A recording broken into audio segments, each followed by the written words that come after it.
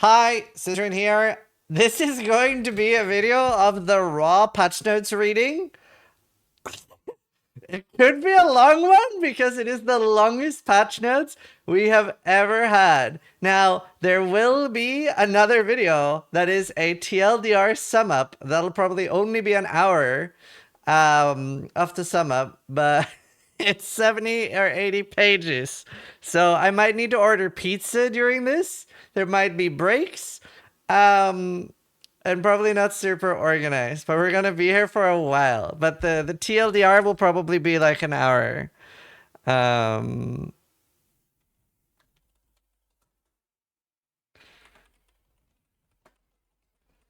so that's crazy. Yeah, it's kind of wild. So I'm going to, please no spoilers in my chat. I'm going to spoil myself on a few things that I'm really curious about. Um, what am I curious the most about? I'm curious about explosive arrow. Wouldn't mind if that gets nerfed. Explosive arrow got buffed? Buffed at low levels.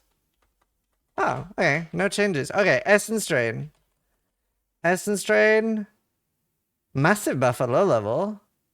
Massive buff at big level. 15, 18, 20% buff? 20% effectiveness buff. Essence Drain buff. Alright. Now that we've seen those. Oh, and I want to see detonate dead. No. No. No. No. No. No. No. No. No.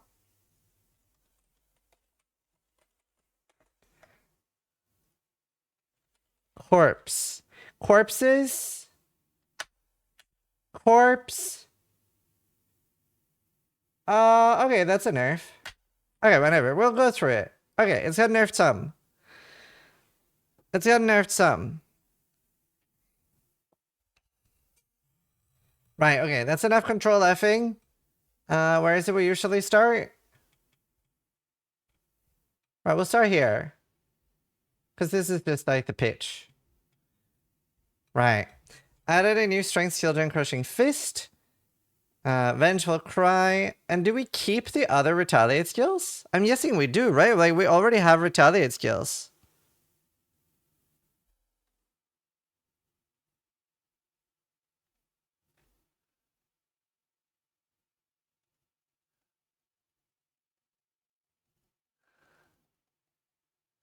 Incoming melee getting screwed again. I doubt it. Melee looks like it's going to be the most OP. Eviscerate, Sword Storm, Expert Retaliation, Glacial Shield Swipe. That's quite a lot of skills. So on my bingo sheet, if Cleave is buffed and DD gets nerfed through the ghosts, I actually do have bingo. I got quite a lot. Honestly, like so many of the things they said are things I've had on wishlist videos and stuff like that. So I am very, very happy. I'm very, very happy. 2 new bosses. We got 3. Oh, true. Where was my... Oh, yeah. 2 plus new bosses there. Just to help me with bingo, though. Oh, yeah. Bleed is buffed. Bleed buff.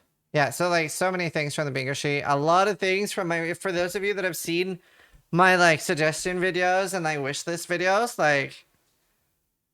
It wouldn't go much better. Like, so good. Yes, exploratory drops are here. 50 new uniques, 5 new divination cards, 72 more foils, 179 more maps, new chisels, prismatic oil, 3 new grandmasters, and replace 2 others. Yeah, Combs Heart. I've been saying that for like a year. I'm like, why don't you just put Combs Heart back up to 1,000?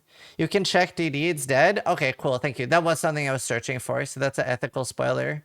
You know what? Before we continue, let me just check. Cleave. The following skills no longer have the physical tag. Cleave no longer has... I mean, of course, there's a cleave buff. So I have Bingu. I have Bingu. All right, back up.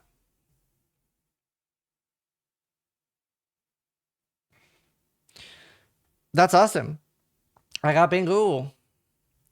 Melee totem skills have been removed. We decided on this solution rather than simply removing their passive buffs in order to make sure that melee builds are not oriented around set and forget gameplay, and to allow dealing damage yourself with melee skills to be buffed around appropriately rewarding levels. I'm a little bit surprised by this.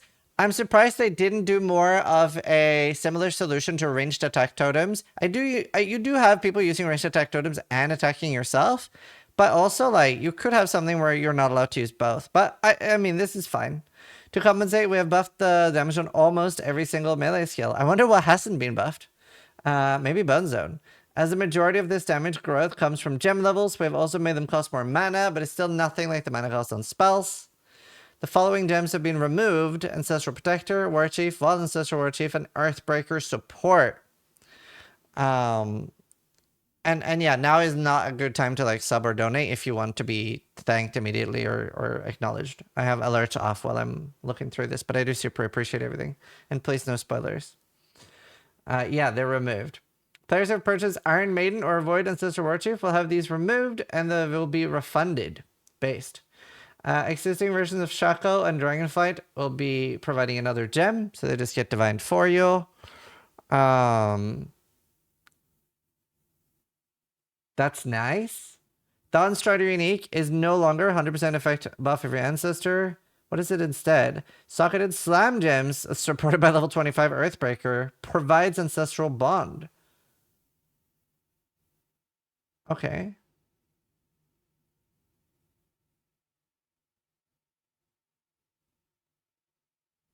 Huh? This unique is now the only source of Earthbreaker. Oh, I get it. That's kind of cool. So you can have melee totems as long as you have the Dawn Strider unique boots. Interesting. So you can still do like consecrated totems and stuff like that. You just have to use these boots. Cool. The buff from active ancestors linger is now been removed. The large wheel of totem passive skills south of duelist has been removed. Oh, wait, isn't that bad for me? Don't I use those? Panopticon notable passive skills has been removed. I use Panopticon. Well, wait. Aren't these huge nerfs for ESI?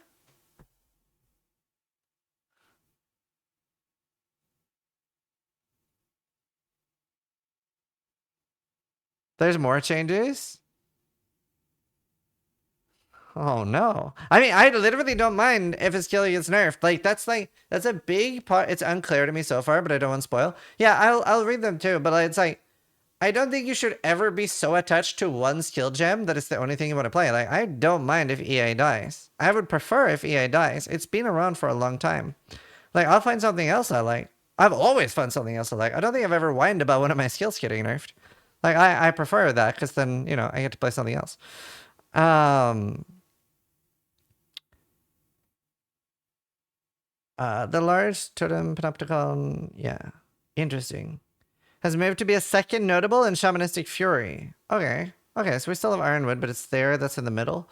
Ironwood no longer provides 150 per summon totem, or totems gain 30% ally res. It now provides 40% totem life instead of 30, 40% fist reduction. Okay. Surveillance has its own cluster to the southeast of the duelist starting location. 6% attack speed for totems. Some clusters moved around. Ancestral guidance is changed. Totems regen. Okay, so a lot of like small totem changes. That's fine. Banner rework. Honestly, I don't necessarily love the idea of this, but with the auto casting and the things from the clusters, it doesn't sound that bad. And the big part of a big part of what was bad with totems is that they die. So I like all of these changes, I think. Butters have been reworked. Instead of having a restoration cost, they are now free. They don't grant a permanent buff. It's going to be so nice to use War Banner during the campaign. Yeah, I can mark what I'm reading. I'll mark the top of it. Is this good? Additionally, there are new ways to prolong the effects and way more to invest in them than ever before. New Bannerman Renowned Cluster. 30% attack damage to you and your allies.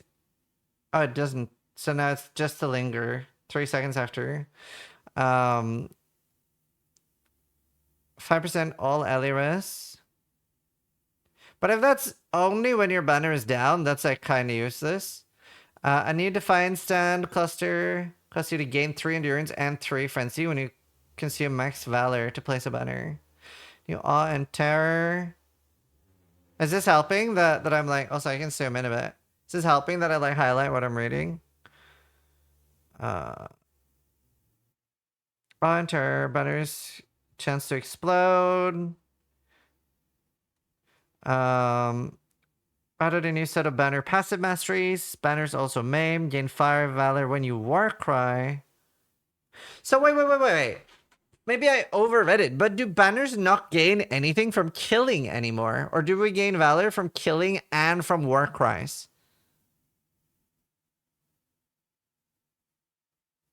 It's the stacks for the war cry, for the banner. It looks like both. Yeah, that's what I'm thinking. So you'll be able to keep putting them down in boss fights, but you're also able to, like, you know, always have max 50 stacks for your war banner for a boss. Recover 3% of life per 5 valor consumed to place a banner. Cause enemies to take 8% damage. That's all of them. This is going to be really good for campaign bosses for, like, me when running through. Rage rework. Rage has been made more fundamental and discoverable. Rage now grants 1% more attack damage per rage gained to a maximum of 30, but no longer inherently grants attack speed or movement speed. You lose 10 rage every 1 second if you have not been hit or gained rage in the last 2 seconds.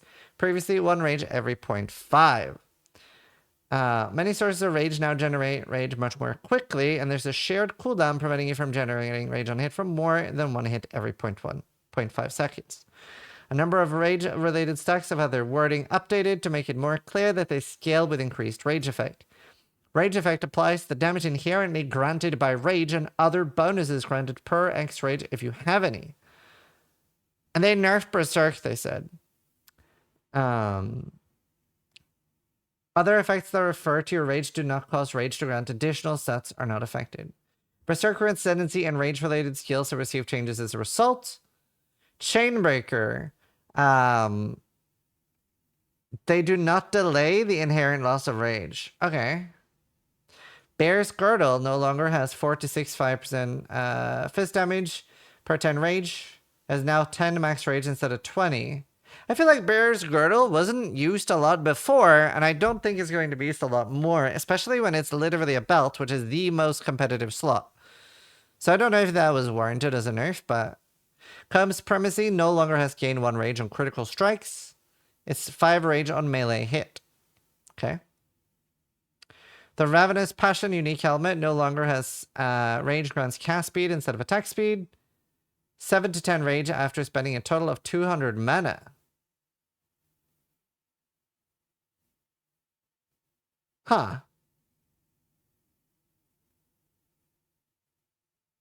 Okay, that sounds annoying. Rigwell Savagery unique axe is plus 10 max rage instead of 25. The Maltreatment axe, 3 rage. Gain 3 rage on melee hit. Previously plus 10 maximum rage. Disapprobation. Also rage on melee hit. Psychotic axe. 5 rage. So these are the high spaces, right? New Battle Trance cluster has been added to the Northwest Marauder. Provides plus 10 max rage. Wonder how much max rage you can get now. A new Vengeance, and thanks so much for all subs and stuff. A new Vengeance cluster has been added to the duelist. Each rage also grants 1% increased armor. Gain 3 rage by hit by an enemy.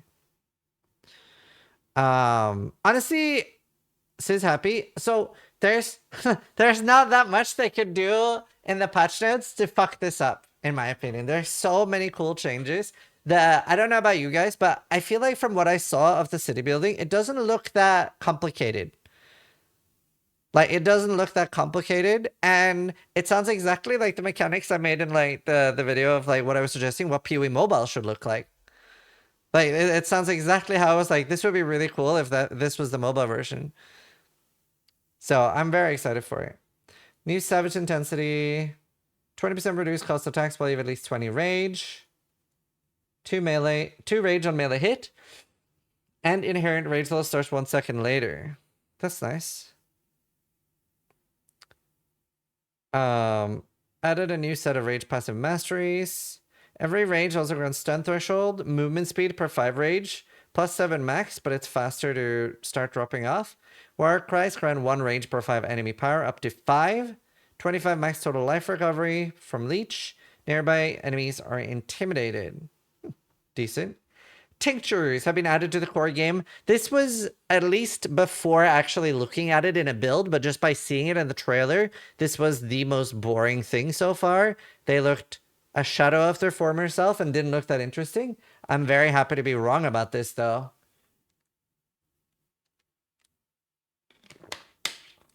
But it looked very... It didn't look like a nice mechanic. Tinctures have been added to the core game with adjusted mechanics. You place a tincture in one of your belt slots instead of a flask. While a tincture is active, it grants you a powerful buff to your melee attacks, but it inflicts mana burn on you, draining your mana at an increasing rate the longer the tincture has been active. The tincture can be manually deactivated or automatically deactivate when you run out of mana. I feel like most people really don't like busy work of turning things on and off when we don't have a good way to customize the UI. So you always need to you would need to look on your flasks. You need to move your vision away from the middle of your screen. That's important. And look at your flask in the bottom left. That is a bit of annoying. The mana thing sounds annoying. You can inherently only have one tincture. They have a cooldown. No tincture can be activated for a time. Life flasks and tinctures can be magic or unique, but not rare. Were they unique before? I didn't play much with tinctures. NPCs in towns may now host tinctures available for purchase. Honestly, I am so excited about the town stuff. I'm worried it's going to be too complicated, but I'm very excited about this. No, they were not unique. Okay, so that's a new thing. Added a new blood-soaked blade keystone passive. Causes tincture to inflict weeping wounds. Draining your life instead of your mana. Okay. A new Nature's Concoction. Fast adjacent to Tincture, gain 2 charges when you hit an enemy with a weapon. To be fair, this doesn't necessarily need you to even use the Tincture. It just needs to be there. A new perfected formula. 15% for Tincture to not inflict mana burn and causes to 10% reduced mana burn rate. CDR. Effect and effect if you've used a life flask recently. Recover 15% of mana when you use a tincture. Added a new set of tincture passive masteries. First 6 stacks have no effect, so it just delays it. 30% increased evasion. 1% faster gain per mana burn on you. Fast adjacent to apply tincture have 10% increased effect if you've hit a recent enemy. And they deactivate when you have 12 or more mana burn. Oh, that's nice. That does make it sound a lot more bearable. Doesn't it? Retaliation skills. As described above, we've added a number of retaliation skills. The counterattack skills Reckoning, Riposte, and Vengeance have been removed. Riposte, Reckoning, and Vengeance. Oh. Oh, okay. So they're Crushing, Fist, Search. Okay, cool. Added a new Careful counterattack cluster. 10% chance to block. Retaliation seals a 50% stun duration. Fortify on melee hit. 30% AoE. 30% increased damage. Rage on hit. Notable Crow Resort provides every 4th retaliation seals always critical strikes. 20% speed. I'm not a huge fan of every 4th hit and stuff. 25% chance when you use a retaliation skill for a different retaliation skill to become usable. Also, just a quick question. Is Mathil drinking during this for his reading through it? Because he might die. It's very long.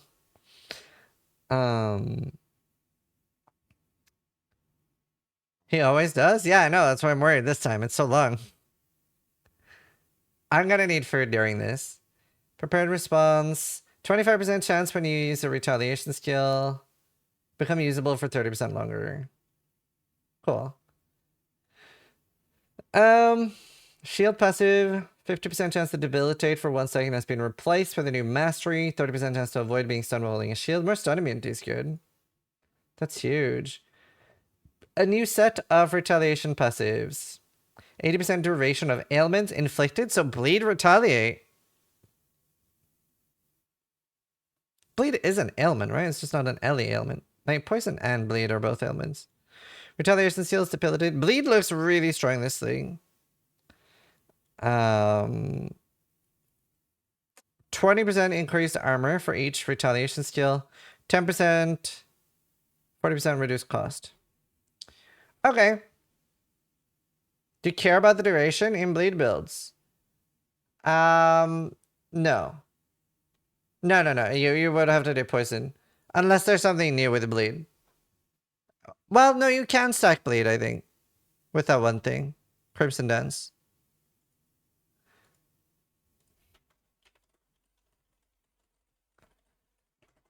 Added a 6th slot to the map device. The 5th slot is now unlocked by completing either Maven's Invitation or completing Tier 17. And the 6th slot is unlocked when you complete the other encounter.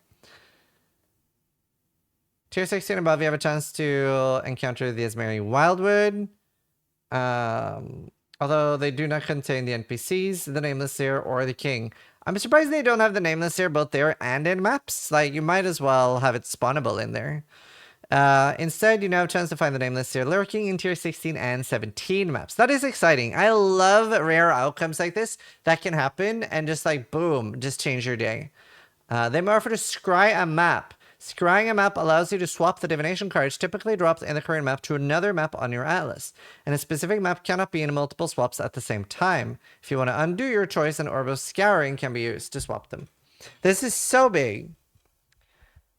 We've done a big shuffle of which divination card can be found in each map, which means most map drops drop fewer divination cards than before, but don't worry, you can now see this information for yourself. This is very cool. Oh, these are so big changes. Hovering over or selecting a map shows which divination card drops there. You can also type the name in the highlight filter on the atlas. Oh, very nice. Added a new fragment and audience with the king. He will drop a number of uniques that are familiar with that league. However, they did specify that which was taken is now that which was taken from us. We do not get that anymore, sadly. So that's devastating. That is devastating. The name taker, the flawed refugee, and the trickster smile unique are no longer part of the core drop pool. Okay. Can't remember what any of those are. Yeah, I mean, we don't have to be that extreme on spoilers, I guess, just because I'm not reading chat that often. And map tier 16 above, you now have a chance to discover a reflective mist. So we now have the Calandra mechanic again without anything with Calandra. It looks like it just pops up when you're killing. So you just get to reflect rings. So the most profitable thing this league, I can already tell you, is going to be Heist. It is going to be 400 Divines plus for the Simplex Amulet. 400 Divines plus for the Simplex Amulet. So have fun with that. Maybe 800. Can you imagine though that? Plus 8 skills? Whew. That's what it already was? Oh. Yeah, that would be crazy. Wait, why? Because you can get plus 8 skills on an amulet. Because they showed that you can put your own in, was one of the outcomes. It was more expensive than Mage Blood already. Ah. Cool. You may now stumble across Sentinels. They work in similar fashion. The only thing, and this is a hardcore issue, the only thing I did not enjoy about Sentinel was that there was no clear indication of how much more powerful the monsters are. Because they're the same monsters, and like, it's not like a 70% Sentinel buff is like 70% more damage. Like, it was very hard to tell how dangerous you're making them.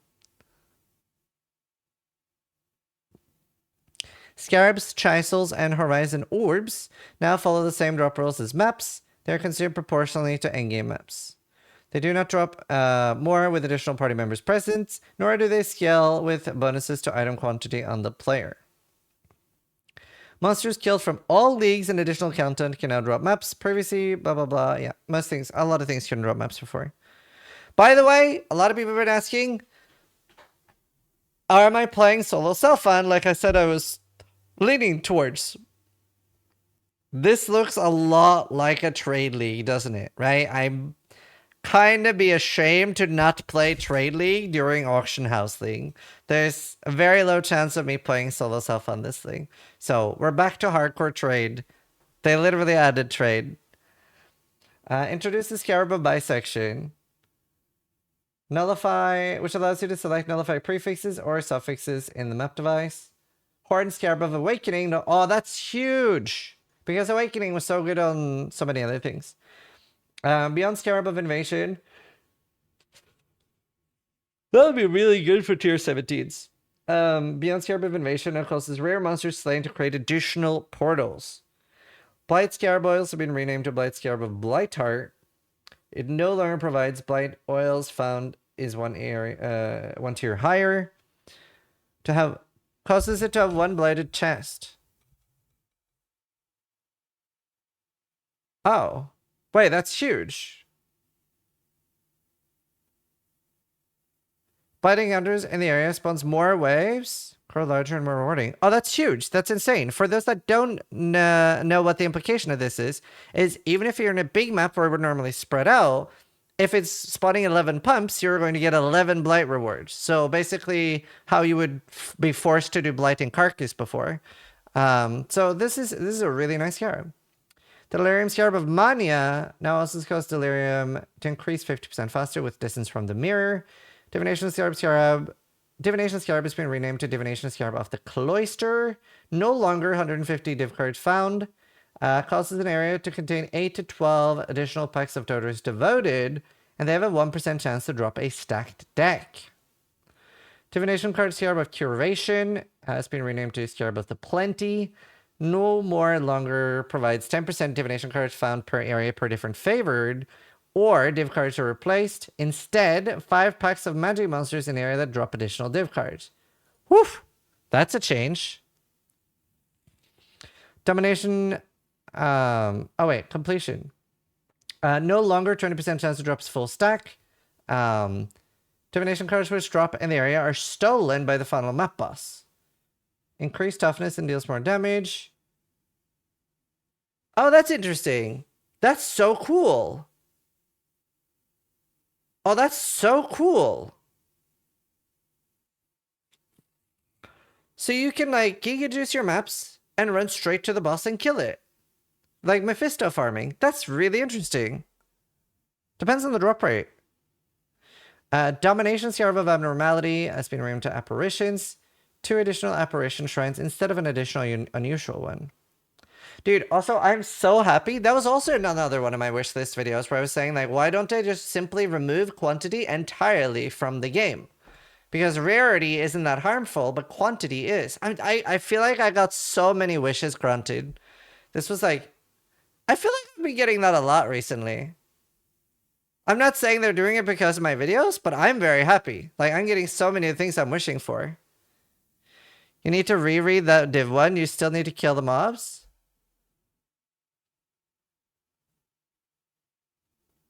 Divination cards which drop in area are stolen from the final boss. Oh, so they do need to drop and then... What would be the point then? If you need to kill them anyway, what's the point? I don't understand.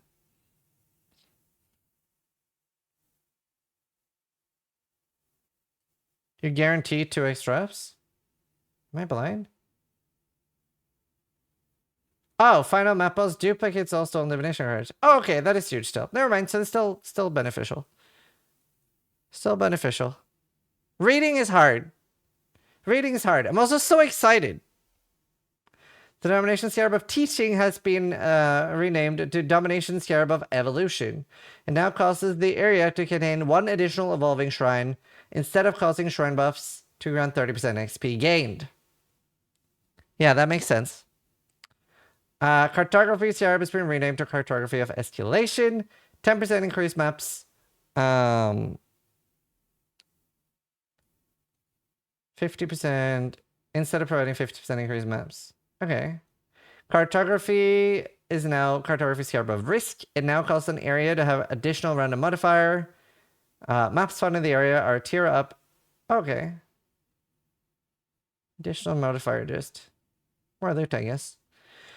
Cartography Scarab of Duplication has been renamed Multitude. Causes an area to have 8 to 12 additional packs of difficult and rewarding monsters, 300% increased maps, and 30% chance to be duplicated. Oh, okay.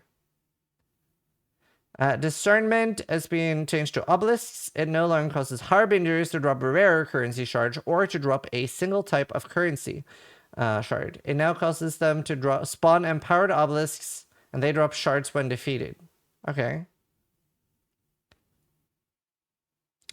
Horned Scarab of Tradition. All scarabs and elite monsters. All rare and unique monsters in the area have dropped items transformed by reward modifier, previously just rare.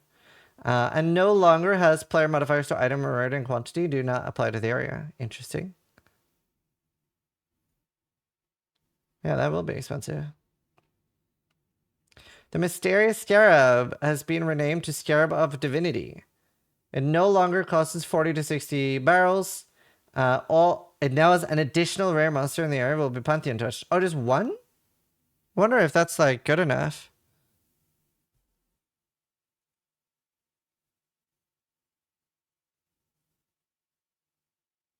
%100% increased damage. Man, that sounds like death.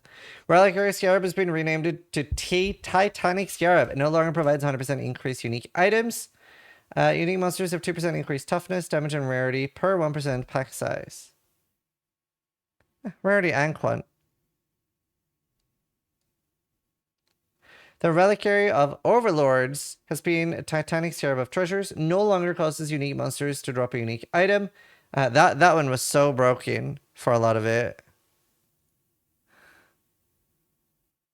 But that's pretty cool.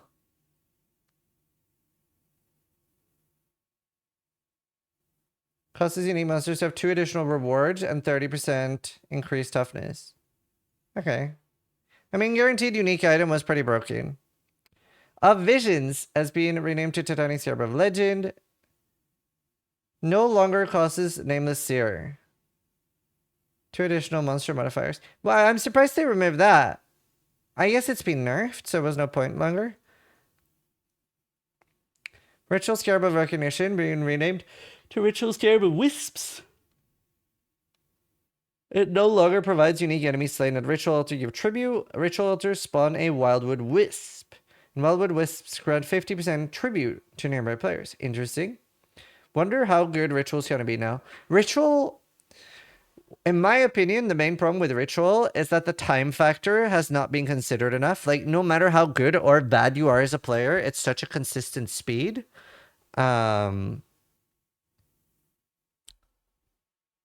So, like, it really needs a buff.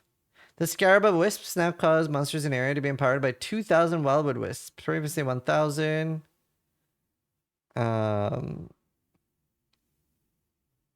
Ritual is awesome. Oh, so you're saying it should not be buffed? They should nerf Ritual? Sulfite Scarab of Fumes now has monsters affected by enraging fumes have 50% increased item quantity. Previously 500. Sheesh.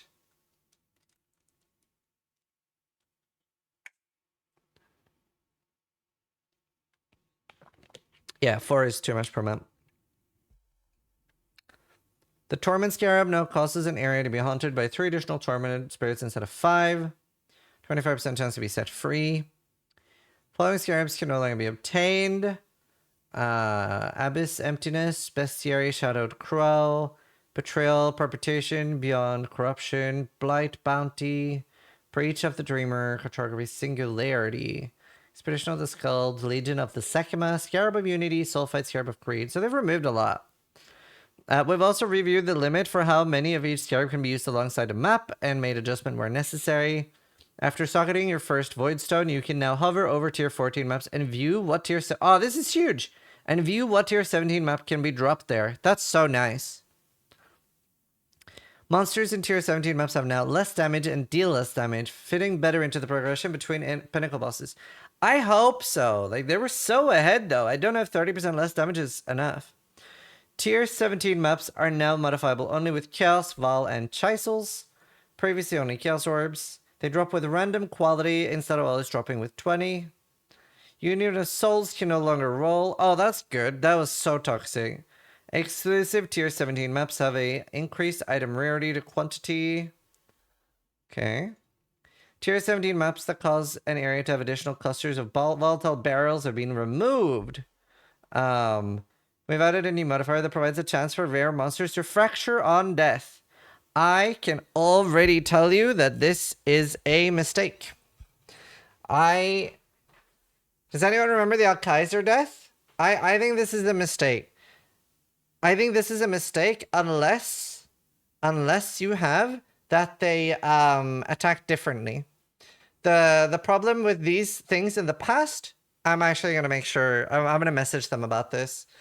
But what ends up happening is you kill one monster, 20 more monsters spawn, and they all attack at the same time, and you die. And that's a huge issue. That's a huge issue. And they don't drop loot. They're not good to kill. They just kill you. So a solution to this is that when they spawn, they attack at different times. They don't all get like the exact same thing. Because this is going to have so many bullshit deaths. I don't think they would let that happen. There are so many things happening. Skill issue? Well, that's the problem is that on a lot of monsters, there was no counter. Or they spawn staggered.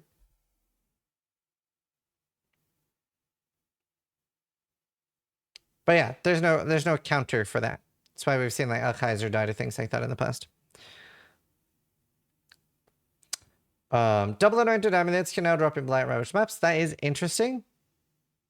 What's the fracture on death? That's the thing I just spent 2 minutes explaining. So go back in the video. Monsters in Ultimatum encounter can drop a loot once again. Ooh, interesting. Hordes in Abyssal Depths now drop more items. Interesting. Some of the beasts from Einor's Memory of Harvest Beasts have been added to the core pool of bestiary monsters. Ooh. Do you think they'll be in both and just rare normally? Oh, that's a huge buff for bestiary if they're good. Giannis's Fortification save files reward is now a chest of Domination Scarabs. Does not apply to Ruthless. Gloom Shrine or Charge Shrine in areas. Oh, Gloom Shrine's fun. Divine Shrines are now rare. I barely see them anyway. Duration 20 seconds. Wow. We've also adjusted the drop rate of Valdo's puzzle boxes. But you'll get the same amount of main spells as before. Alright, I'll read these out the way I normally do with happy or sad for what I'm happy being added back in. These have been added back to the Atlas. Alleyways. Ancient City. Arachnid Tomb. Armory. Beach! Beach! It's a win league! It's a W! It's a big W! Oh, that's literally the best map. Caldera, Carcass, don't really care about either of these now that Beach is back. Chateau, I hate that. City Square, Poggers. Colonnade, kind of whatever. Hate the boss. Coliseum, very whatever. Absolutely dislike. Coral Ruins, nice. Coves, nice. Crater, decent. Dark Forest, great. Desert, amazing. Dig, I guess it's okay. Geode, decent. Haunted Mansion, great. Infested Valley, very laggy. I don't know why. I wonder if they fixed it. It's the only lag that ever gives me lag in Path of Exile. Like crazy. Crazy lag. Like insane. Like 10 FPS lag. You too? Yeah, everyone. Everyone gets... Well, most people get lag in Infested Valley. Lee Line, I like that. Lighthouse, good. Malformation, good. It's good to have a good taste of hate map, that's why. Marshes, nah. Mesa, very good. Racecourse, it used to be good, but they removed too many monsters. Ramparts, it's fine. Relic Chambers, it's fine. Scriptorium, Sepulture, meh. Spider Lair, meh. And Summit is okay. Following has been removed. Acid Caverns, nice. Arachnid Nest, nice. Arena, nice. Arid Lake, sad face. Arsenal, nice. Barrows, nice. Canyon, sad face. Conservatory, nice. Crimson Temple, Excavation, nice. Forking River, nice. Frozen Cabins, nice. Grave Throw, amazing. Literally, please just say that you removed this from the game. Iceberg, sad. Lava Chamber, Mineral Pools, nice. Park, sad face. Phantasmagoria, sad face. No, I guess I prefer Malformation anyway. Plaza, whatever. Primordial Pool. No, I like Primordial Pool. Reef, nice. Shipyard, indifferent. Shrine, indifferent. Stagnation, indifferent. Sunken City, nice. Thicket, indifferent. Tower, nice. Volcano, sad face, wasteland, sad face, waste pool, indifferent, water waste, nice, and wharf, sad face. I like having wharf and beach. Map tiers and locations have been shuffled. Some of the map bosses you're required has been changed, and crafting recipes have been changed. First 15 waves from Samelk have been removed, and buffs have been improved. Ritual. Corpses that you can use raise the spectre can now be found as a reward in ritual. Very cool. That's a big buff. Lowest tier ritual bases cannot be found in maps. And the highest tier can only be found in maps with an area level of 83 or higher. Okay. Archdemon is now -2 level socketed support gems and +2 socketed skill instead of... This is really bad for awakened gems though. Socketed skill supply, fire cold, lightning, and hit. Brimstone treads is now 50% stun and block recovery and 20 reduced stun threshold. Okay. Debilitation gauntlet renamed to thwarting gauntlets. 5% block and 10% of damage from the locked hits. Okay. I think a lot would have to happen for me to ever want to take increased damage from blocked hits. 10% is maybe doable, but like... Yeah. Isn't Archdemon mandatory now for auras? Well, it is just socketed. So yeah. It is just socketed. You're right. It is very nice for auras. It is very nice. Can't use Empower with it then. Or Enlighten. So there, it's not like a mandatory. It's like upsides and downsides. 10% reduced movement speed from the slippers and 45%, 50% increased cooldown of movement skill. Okay. It's quite a large number now. Sinistral gloves have been renamed to Trap Setter gloves. No longer provide reduced attack damage with main hand and 50% damage with offhand. Instead, they provide 30% reduced cooldown recovery rate for throwing traps. Oh, okay. And 25% skill duration. Oh, that's very interesting. Penitent Mask, 4% max chaos resist instead of 2 to 3 max... 4% max chaos resist instead of 2 to 3 max fortification. But it still has its other thing, right? It doesn't just have +4 max chaos resist. Because then it's insane and Zabaku's cracked this league. What's the other thing it has? Penitent... It's something about you are crushed or something. Ah, that's such an okay downside though. We can deal with that. Oh, but we can't have as much conversion as before. It is a little bit scary. Back to basics is being removed, deleted, gone, out, back, and shot. Unending Nightmare, Delirium, and your maps have double difficulty scaling with distance. Does not apply to Ruthless. Cool. That's a cool one. Pact with Energy causes you to... Oh, God. Oh, God. Pact with Energy... I don't know if I want to read this. If I don't read this, does it not happen? Pact with Energy causes you to gain Sulfite Intoxication for each Sulfite. And each stack gives you 35% increased damage, 50% movement speed, or and +1 max res. Lasts 60 seconds.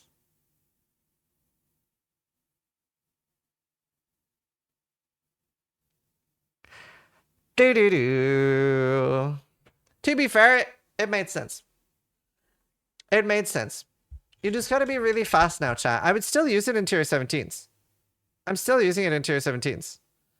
Because I kill the boss in less than 60 seconds. So I just grab them, run to the boss, and boom, boom, boom, boom, boom, boom, boom. But, so, I don't know. It just makes it more annoying. But it's fine. It's less OP. Unrelenting no longer provides 30% more quant dropped by possessed monsters. It now has tormented, or they're less likely... are more likely to be less common varieties.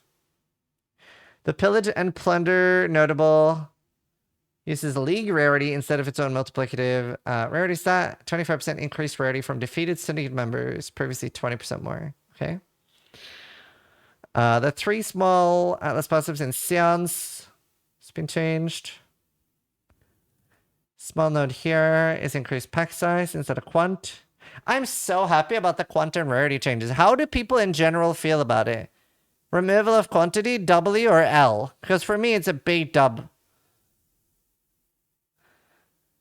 I'm so happy about it.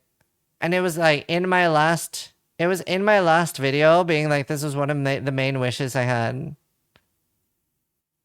Okay, most people seem to like it. Now, there were 2 L's. 2 people said L.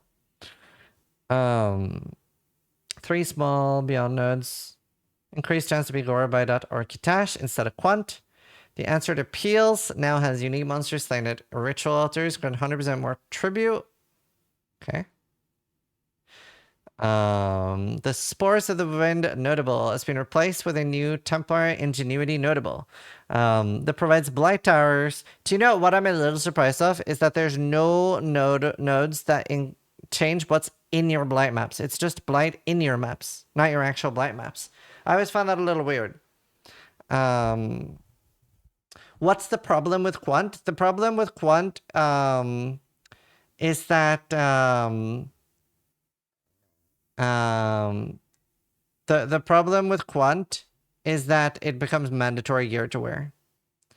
The Spores provides blight towers in your maps can be salvaged. High tier towers grant better salvage rewards, and salvage rewards are improved. Okay. Small area.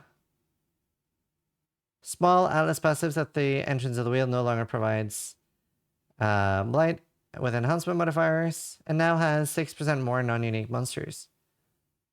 Oh, quick question. The salvage thing. Can I salvage every piece of gear or only uniques? I didn't quite catch that.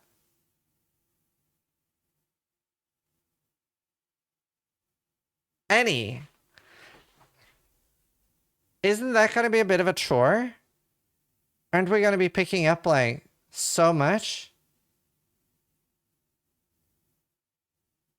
Scales with rarity. Oh, but it takes time. It takes time. I personally don't inherently hate the time mechanics. I hate the time mechanics in-game where they want to sell your time, but since we can't pay to make it faster, I don't mind time mechanics.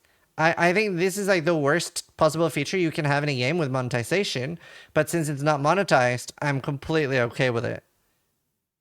Especially because Mark plays himself, and if Mark's playing and he's like, okay, fuck this, then the time's gonna like half. So that's my take on it.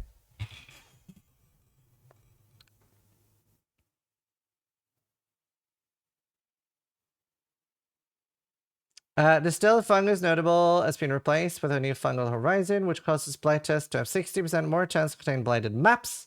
After completed blight encounter, it grants all players blight reach. Chance of maps to find. Oh wow!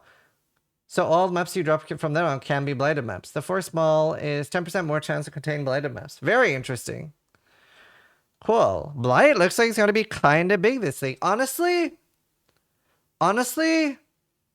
I am kind of thinking I might league start with like something to farm blight and play hardcore trade league. Like that sounds kind of cool. It's a good way to make money early. Not that many people enjoy doing it. Epidemiology notable. Causes blight tests in your maps to have 20% chance to be openable again instead of 80% chance. Oh, cool. I don't know what build I'm playing. I'm leaning towards melee. Blight Spawn no longer provides blight tests that have a 10% chance to contain an oil extractor or 25% chance to be an oil higher. And now provides blight bosses in your maps that have a 10% chance to add an additional reward chest when defeated. And 1 line of blight encounters in your maps is guarded only by blight bosses. Wow. Wild. The 4 small ones provide blight bosses have a 5% chance to... Okay, cool. So lots of extra rewards. Yeah, we saw that the champion EA nodes got murdered. I wouldn't be surprised if EA said, but we will look at it. Monster increased item rarity and quantity. The way that item... Oof, we're here again, chat. We're here again. I'm getting flashbacks. I'm getting a little bit of PTSD now. The way that the quantity and rarity of items dropped from extra content has been changed. Generally, we have added items quantity or rarity bonuses to a number of mechanics such as essences or delirium. On top of that, we have added drops back to some of the leagues where it wasn't present before, like ultimatum. And in general, the philosophy here is that if you're killing monsters, you get the loot, and if they're more difficult, you should get more and better loot. This sounds good so far. This sounds good. Uh-oh. A major change we've made alongside the above is that we've changed a lot of the quantity and rarity bonuses of monsters to prevent things multiplying out of control at the very top end. There were cases that were utilized by fewer than 100 players that were able to yield tens of thousands, in some cases hundreds of thousands of unique items dropping every map while not even playing in a party, and as such had a monopoly on the unique item market. If you're wondering why so many tier 0 uniques reduced drastically in value, it was due to this. This wasn't them explaining anything, they were just using it. Okay, that's good. I'm glad they're addressing it.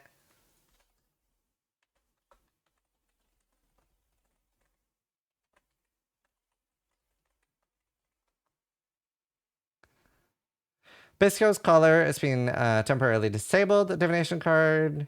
Oh yeah, because they got to remake it with whoever designed it. Oh wait, I skipped lens. Item quantity is being removed. This will not affect existing items in standard. Magic Find is intended to be another axis on your gear you can scale once you have achieved the power you want. With item quantity being only available in unique items, this meant that if you wanted to get the most out of it, you had to be playing a very specific build. Nice. No, I like literally big W. I'm so happy. I'm so happy because I remember. Do you remember the one league where Bisco was introduced and it was just like you were bullied if you wore any other amulet? Like, why would you wear any other amulet than Bisco? It was so stupid. Whereas like, this is great. Like now it'll be like, oh, you have 30% rarity on your gear. That's awesome. The Bisco's color unique amulet has been temporarily disabled. Aesthetic can no longer be obtained. Sedima's Touch is now a rarity. Prentice Blazon is a rarity. Bisco's Leash is all attributes. Interesting. Divination Display, 50 rarity. Okay, cool. Existing items can be updated with a new value with a Divine Orb and a Side of Regret. That's funny. Thief's Torment is now 20 to 30 rarity. Centauri's Answer no longer has quant. Didn't get anything else. Cold Worm has 20 to 40 rarity. They're too similar to the other boots now, though. Creed's Embrace has 100% rarity. Very interesting. Pariah, a 60% rarity. Venturous Gamble has mana reservation up to 15. Very cool. Wind Ripper. Oh, so you can get a really good Venturous Gamble now. Like a really, really based one. Are we even at 4th through yet? Let's just say I gotta order food at some point. I'll probably order food around 2 a.m. Wind Ripper is now 30% rarity. Spine Fuse is now 18 dot multi instead of quant. Cool. Influence and corrupted modifiers that give quant can no longer roll. Less dilution. Nando's. Now the only thing that delivers is Domino's. Increased rarity can no longer be found on jewels or implicits. Timeless jewel that grants reservation is rarity instead now. Okay. Interesting. Sad. Player balance. Corpses spawned on the Desecrate and Corpse Walk skills now have a flat 15% chance to match your specters, rather than 15 chance added on top of being added to the main pool of corpse varieties can be picked from. These spectral corpses are now... that's huge. This is a huge DD nerf. This is huge. These spectral corpses are now unusable for most purposes and can only be used by meaning seals such as Raised Death or Bone Offering. Read the restoration thing again. Oh, it's 12% mana restoration instead of 40% rarity. Oh, so that's way better. The opposite of what I read. This is huge. I would need like Lily and Ben to look over because they play it more than me, but like I'm pretty sure this is like half the damage then. This is huge. Like that's actually, I don't know if it's dead, but it's 50% on top of 15. It gets worse. 90% damage gone. Oh, that's great. Spectral corpses have a visual effect. Spectral corpses can only spawn. Oh wait, and you can't, these spectral corpses, you can't DD with them. Like, you can't DD with them at all. I didn't read that part enough. You can't detonate them at all. So it's like mega dead. It's mega dead. Oh, that's so sick. That's so sick. Spectral corpses can only spawn if you have the raised spectre skill. Itemized corpses now spawn spectral corpses. Oh, this is so nice. It got nerfed from orbit. No longer have to worry about banning it from the gauntlet. Player spawn corpses are no longer affected by modifiers on maps. Endurance charges on players and minions no longer has 4% ally res. It's now 4% damage reduction. Endurance charges are huge this league. Endurance charges are so big this league. So big. So wait, we can still do the really cool thing with the Maven belt, the red one, and Relikesh, and be really OP on melee now, right? Like, we can do that. So we get, like, the brutal charges and endurance charges? Okay, good. That's huge. There's so many cool things with that. Ward is instantly restored after 2 seconds.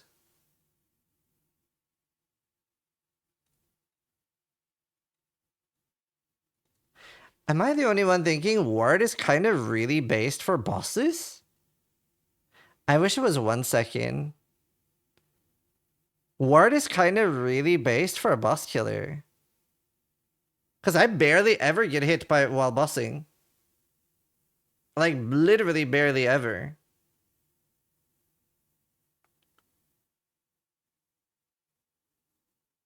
It looks really based for bossing. Might be good early game.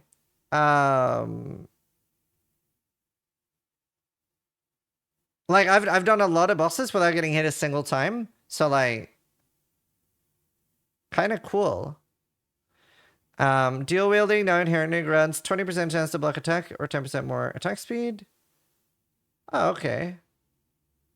So 5% less attack speed, but 20% inherent block. Big dual wield buff.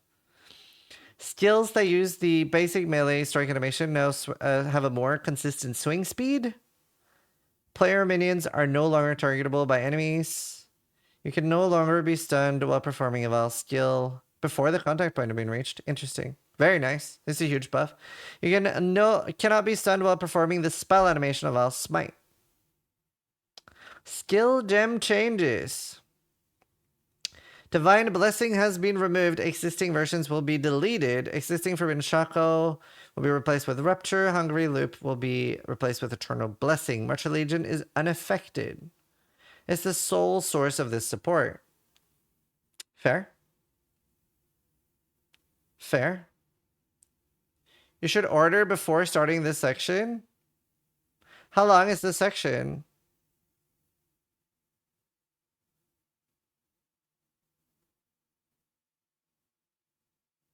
It's half the notes. Should I order food real quick, chat? Because I don't think I'm going to be able to get through, I don't think I'm going to be able to get through the notes without eating, to be honest. We're here for a session. I'll order on my phone so I can track it easier. Go and grab a bite. I'll just order pizza so it uses less time. Sizz mukbang stream. Take your time, dude. That's fine. I think it's tomorrow. I'm doing a podcast with the Max Troll boys. Like tuna and stuff. Right, delivery until 5 a.m. Don't know if he's tweeted anything yet that I can retweet. You're welcome. Just looking out for you. I appreciate that. That's the kind of looking out for I do appreciate. People telling me to go to bed? Not so much. What time? 3 my time, I think? 3 or 4 my time? I think it was 3. Right, let me just order a small pizza. Classic crust. I'm not going to risk the cheese, sadly. I do like cheese, but it fucks me up too much.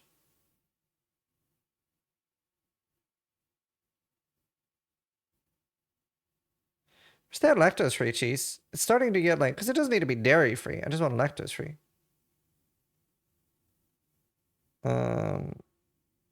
Is pizza the only thing you can order? Yeah. Well, no, I can order chicken. I could order sides.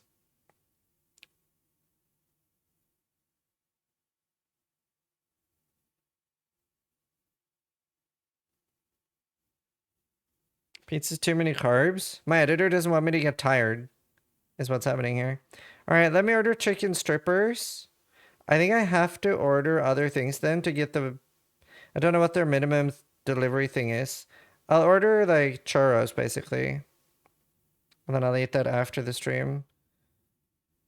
Will it let me order though? I think it will.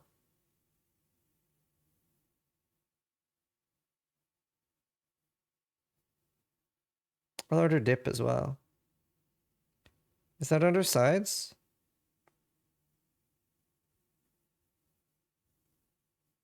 Carly, her big dip. When I go to bed, hopefully I can come up with some fun starters. Yeah. I'm excited, dude. Is food expensive in Europe? So I'm ordering, I think it's 7 or 9 chicken strippers, which is just like strips of chicken. Like a little like cake like churro thing and a big dip, and that's £13. But I don't know if it'll let me deliver. Oh, sorry, it's £17. So I've mostly stopped ordering takeout because it is very expensive.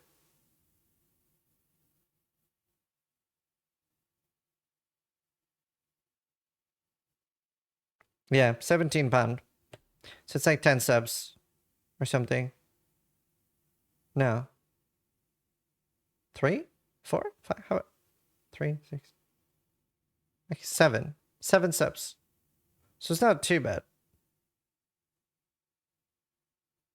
All right, I'm tracking. Also depends where they're from. All right, I ordered food. Subs, huh? Oh, I think of money as subs. All right. Was that an American? Yeah, like $20. No, they ship to Europe too. All right, let's continue reading. And I do really appreciate all the subs we got today. Thank you so much. Divine Blessing's been removed. Following seals no longer have the physical tag at all. Blade Flurry Physician, Cleave, Cyclone, Lancing Steel, Perforate, Shrapnel Ballista, Split Arrow, Sweep, Val Blade, Val Cleave, and Val Cyclone. Multi-Strike and Awakened Multi-Strike now describe that they cannot support travel skills, rather than every travel skill stating they cannot be supported by Multi-Strike. Does this fuck up Flicker? I don't know Flicker enough.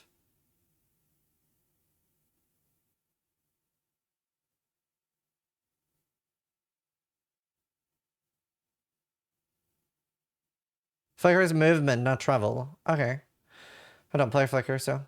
Some attack skills that used ranged or melee have their weapon requirements split between the base gem and the transfigured gem. Frenzy skill gem now requires a bow or a wand, while Frenzy of Onslaught requires a melee weapon or unarmed. Oh. Okay. Elemental hit skill gem requires a melee weapon, while Elemental hit skill requires a melee weapon, while Elemental hit of the spectrum still requires a bow or wand. Puncture requires a bow. Shanking is dagger or claw or sword. Okay. Elemental arrows fired from prismatic blink or a mirror arrow clones now correctly use skill damage conversion. Okay. It wasn't before. That means that with other sources of non-skill conversion, such as Unholy Might, the elemental arrow deals 100% elemental damage instead of 50 and 50 chaos. Ah. Elemental arrows fired from prismatic blink or mirror arrows now only deal damage of the chosen element. Absolution, 180. Previously 200. Oh, so it's a slight nerf at low levels. Basically same for Inspiring.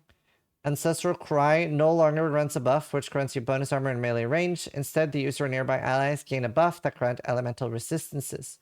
The buff grants 5% to all ally res per 5 power and up to 1% more max res per 10 power. You can count a maximum of 30 power. Now has a base duration of 2.5 seconds up to 3.5 at 20. Previously 4.9. Armageddon Brand. So unnerfed at high levels. It seems unnerfed at high levels on most of these. Artillery ballista, slightly more mana cost, 2 more. That's bad.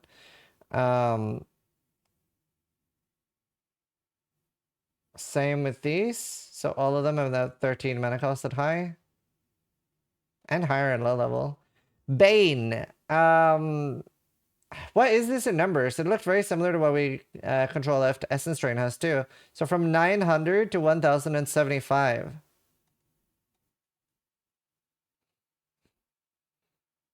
%20 increase.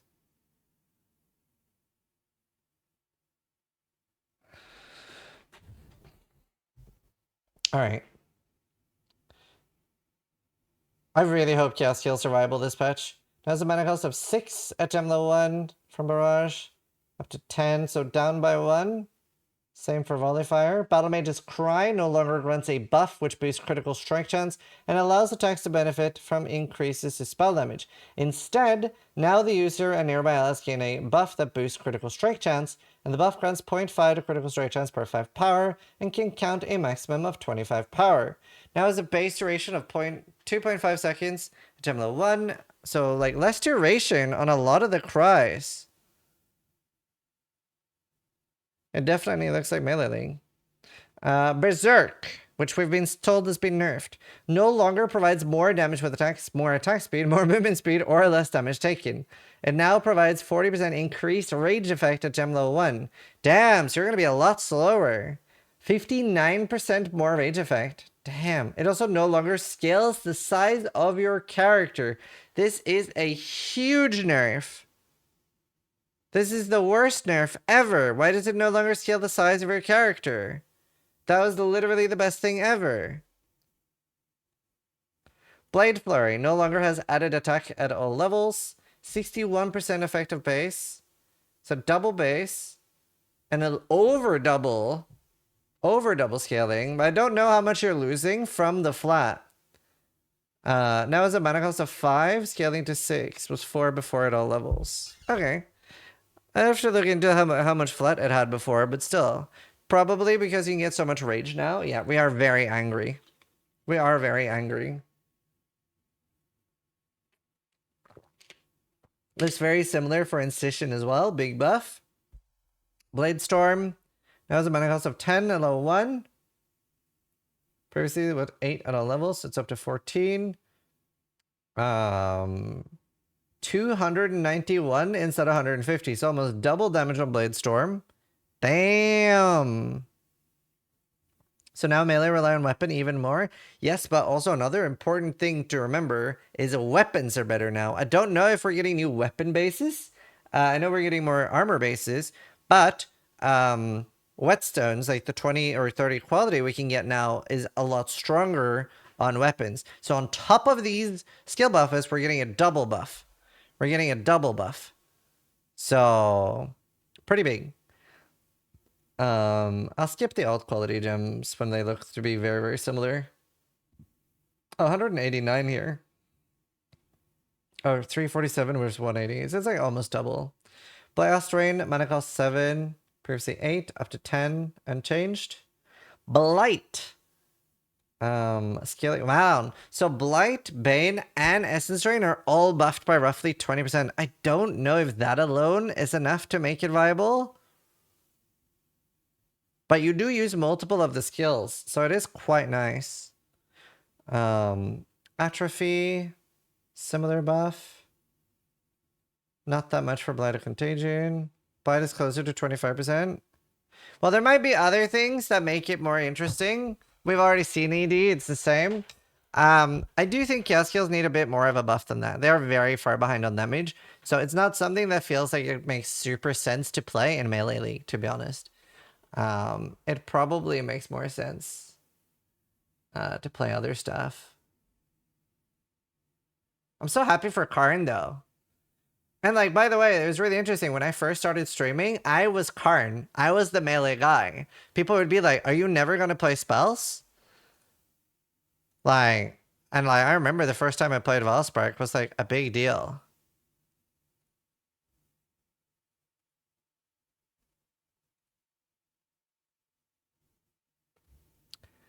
We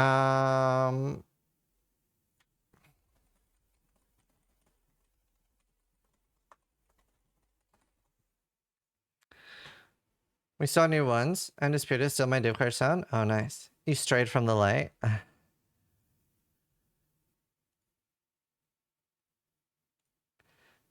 Let's see. Bone Nova from Uln the Toll is 150. Effectiveness of base out of damage, previously 100. Bone Shatter now has a base mana cost of 9, scaling up to 12. 5 before at all levels. Didn't Bone Shatter already have a mana cost issue?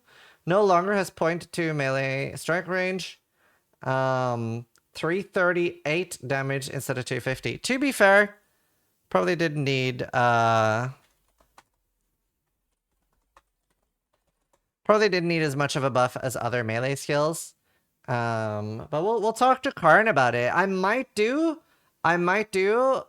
maybe on Saturday or something. I might do like a little talk with Karn and be like, Karn, how do you feel?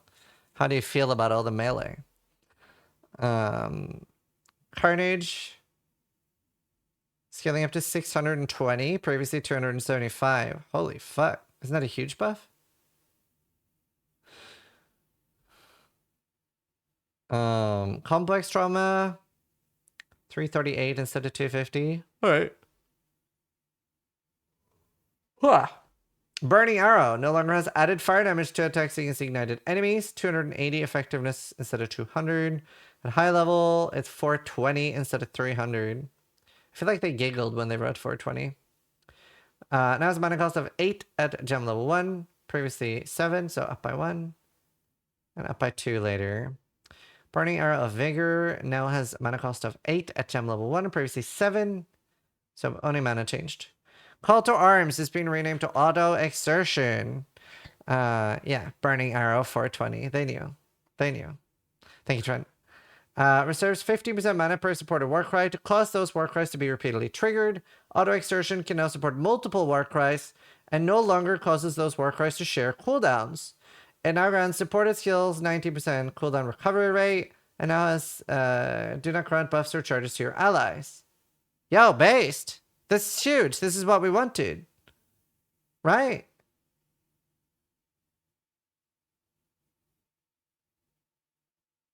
It reserves mana, but like... That's so nice. Multiple war crimes? No, we're not playing RimWorld. Costing Arrow of Poison, not the other one. No longer has added chaos. Effectiveness of base. 91 scaling instead of 70.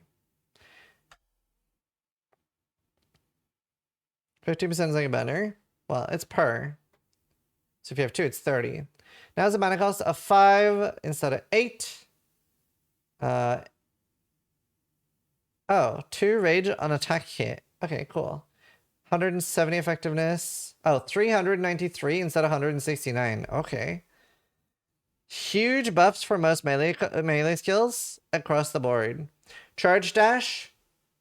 264, so like over doubled. Cleave no longer has attack physical damage at all gem levels. Mana cost of 7. Scaling from 511. Previously 237. Holy shit. Holy shit. Cleave of Rage. Oh wow, my food's out for delivery already. Instead, in a host, gain 2 rage and attack hit. Okay. Cobra Lash. No longer has added chaos. And at the late game, mana cost of 5. 1 more mana at the late game. And like 80% more damage efficiency. Surprised Cobra Lash was buffed. It's not really that melee. Yo, Cobra Lash League Starter though? What company is doing your pizza? Domino's. Cobra Lash League Starter. Cold Snap. Buff at low level. Sorry, nerf at low level. Close number of power. Same thing. Conk Path. Mana cost of 9. So 5 more at endgame. 417 instead of 230. Holy. Flicker Strike's dad got buffed. Man, is Domino's good there? It's pretty mid. Pretty mid. Conk Path of Endurance. Scaling up to 305 instead of 166. Crack, Lance? 165. Previously 165 at all levels. Right. So less added damage effectiveness early. So I'm seeing a lot of spells are nerfed early. Skipped regular cleave? No, I didn't. 511 instead of 237. I didn't skip it. You missed it. Maybe you have a stroke or something. Yeah, it seems like most spells are nerfed early. But like only early. Cracklands wasn't that good early game though? No. Not particularly. But like late game it's all unchanged anyway. But they do seem like they want to. To be fair, like spells are so ahead of melee at the moment, so it makes sense. It does make sense. Like melee is going to absolutely like fucking punch. It's kind of punch. Creeping Frost, same thing. Nerfed early, same late game. Cyclone no longer has flat fizz. What's the damage up? 111 at level 20 instead of 59. Mana cost of 2 at gem level 1 and 3 at level 20. Okay. Dude, Cyclone looks spice. Cyclone, honestly, are we making a Cyclone League starter? Boom. Spin to win. Cyclone of Tumult. That was a mana cost of 5 to 6. Nearly double damage.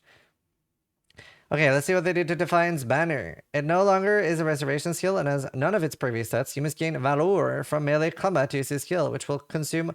Wait. You must gain Valor from melee combat. You only use banners on melee combat, so I can't use like a war banner on my Fireball build to kill Merveil fast?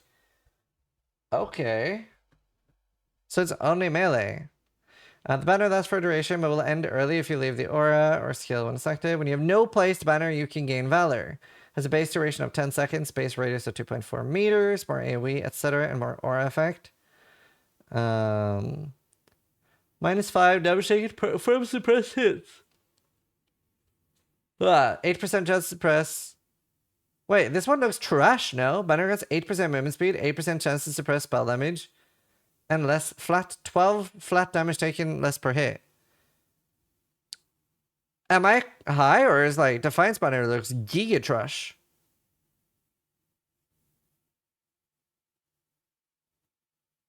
Did I miss something? Remember the multiplier per Valor? Yeah, but this is completely irrelevant. I'm never ever going to want... Oh, my food's outside. I need to be right back. I'm never ever going to want suppression on a conditional thing. Ever. I've never won conditional... Uh-oh. Be right back.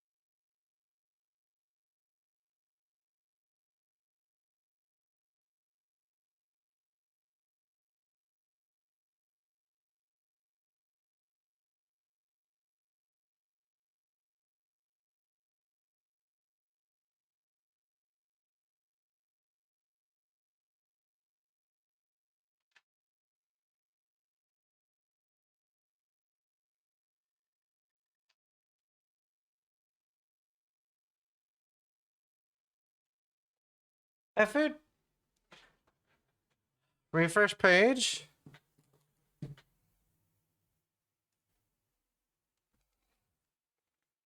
Okay. Did they change anything that I've already read? The changes at the bottom of the post? It's so far done, though.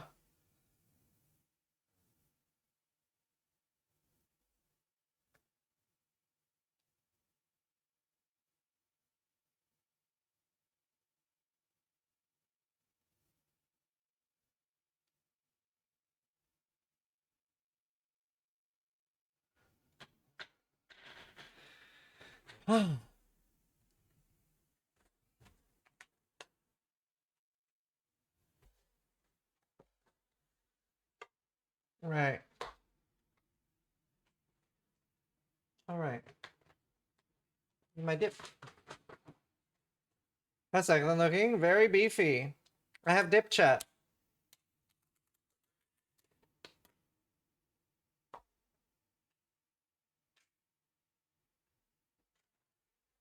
I have dip. I have dip. I have chicken. We're winning. Chicken, dip, and patch notes, and good company.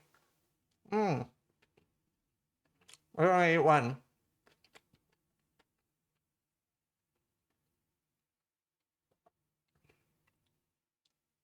Mmm. Or.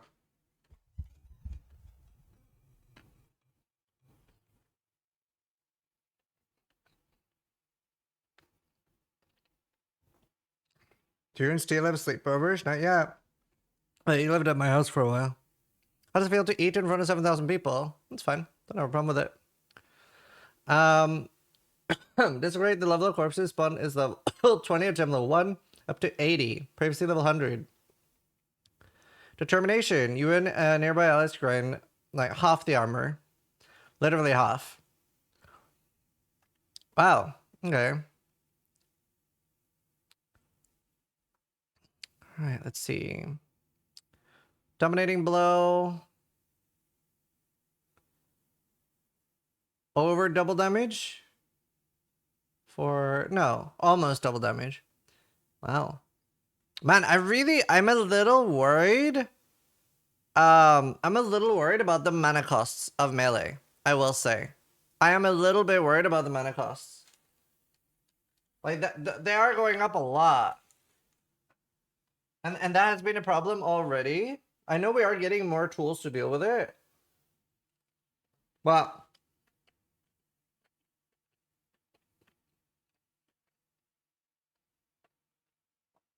it feels very life tappy.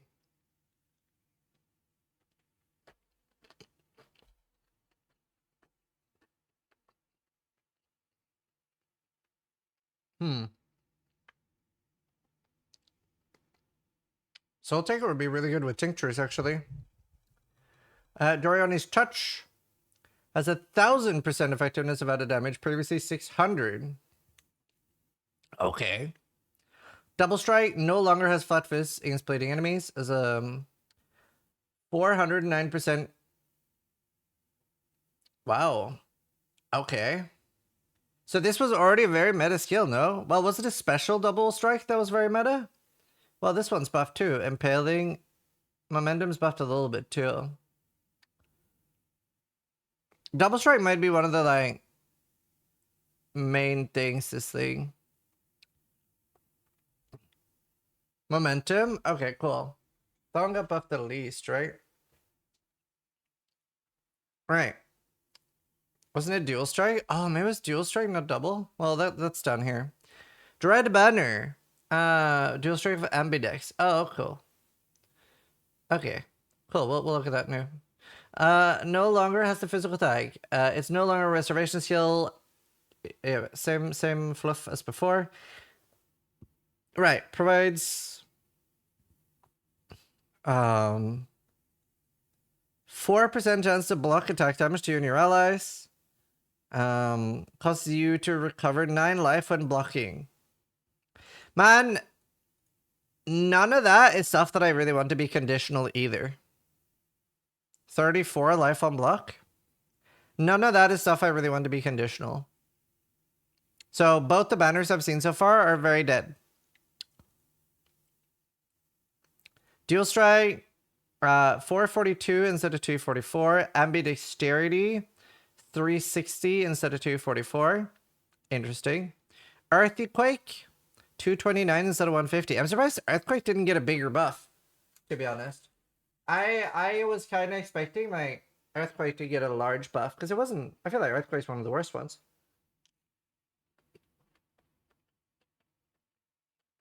Yeah. I might at least start Dual Strike.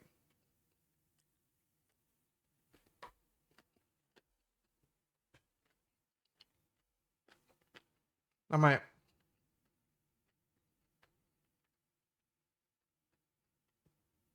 Right. 229 instead of 150. Higher mana cost as usual. 5% more damage with elements per 1.1 second duration. Previously 6. So nerfed. Earth Shatter. 393 instead of 200. Fragility. 314 instead of 150. 346 instead of 170.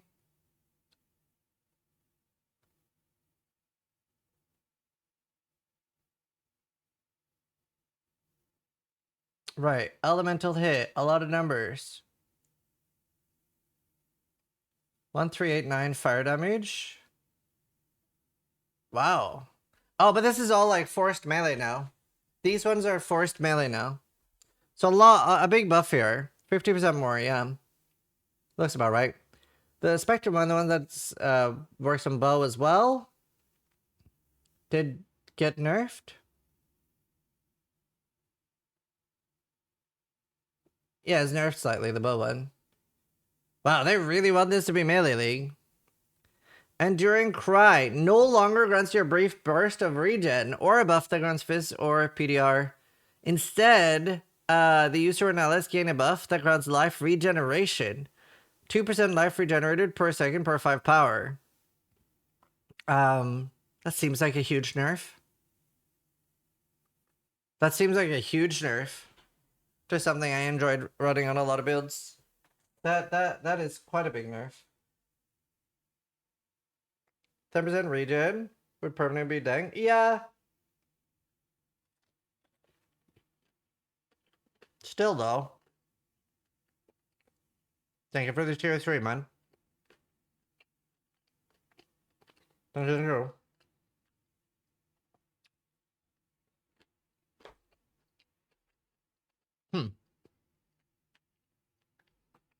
And Snaring Arrow, they no longer count as moving. Right. Essence Drain, 20% buff. And a little bit of effectiveness. Desperation, 20% effectiveness buff. And a little bit of a buff there. EK, same as most spells, just like worse early. Explosive Arrow, same mana cost, no changes. Explosive Concoction.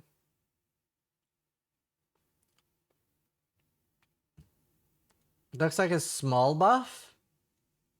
Like a 20-30% buff. 20% buff, roughly, for Explosive Concoction. Guessing similar for Destruction. There's a lot of changes. Honestly, I think it's going to be a very different League Starter meta for once. Very different League Starter meta for once. Which is kind of nice. I really appreciate that.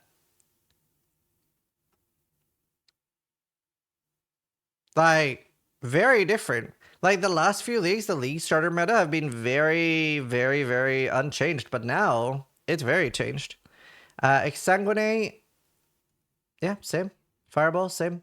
Okay, so like every spell I see looks is just nerfed early and buffed later. Flesh and Stone. Oh yeah, what's the endgame level now? Up to 20% of level 20. Wow, and 19% of level 20. So 20% more damage or 19% less damage taken. That's quite nice. Flesh and Stone might feel a little bit mandatory in a lot of melee, to be honest. That's really good.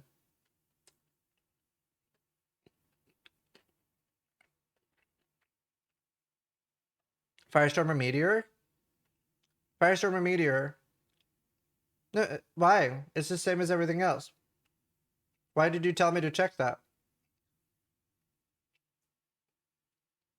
Literally the same as every other spell. Nerfed early and the same at level 20.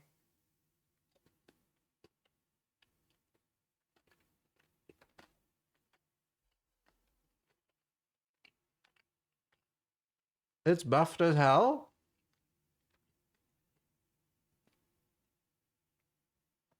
Am I missing something?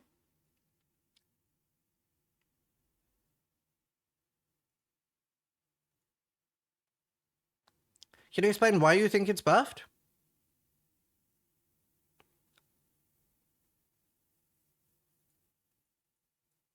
It's a fixed patch note.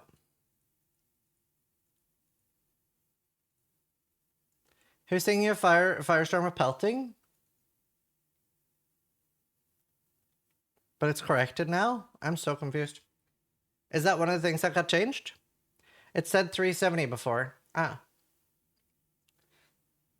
Flicker Strike, 408 instead of 210. Yo, Flicker enjoyers? Any Flicker enjoyers in chat? Anyone that don't get motion sick?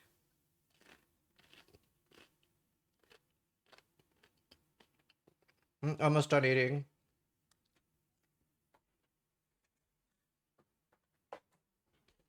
I'm gonna wash my hands and then I'm ready for another 10 hours.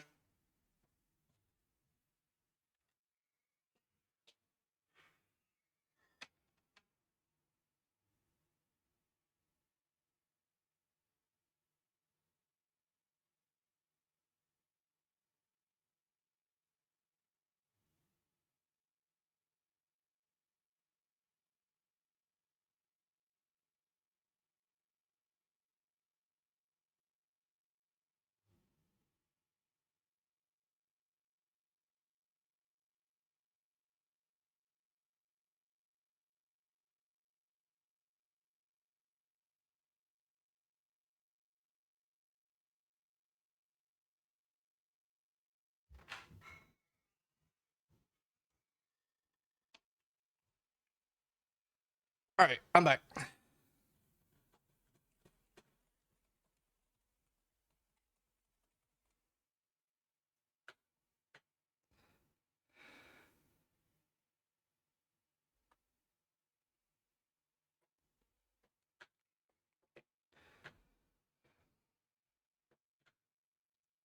There.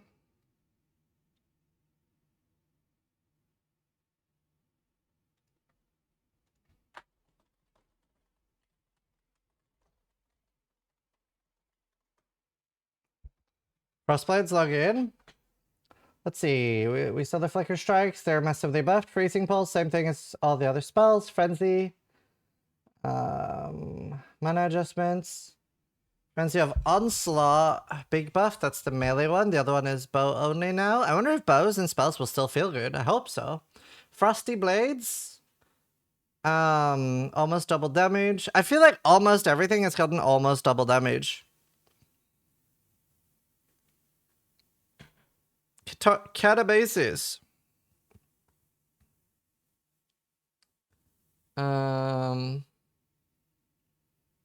Same. Frost Bomb, same as all the other spells. At least they're like pretty easy to read through the spells. There's not much change there. Projectiles that have pierced deal 0 to 20 more damage. Previously increased cold damage. Oh, so a buff for Frost Bolt. Frozen Legion. I'm surprised Frozen Legion didn't get a bigger buff. So it's 50% increased. Frostplates is 490.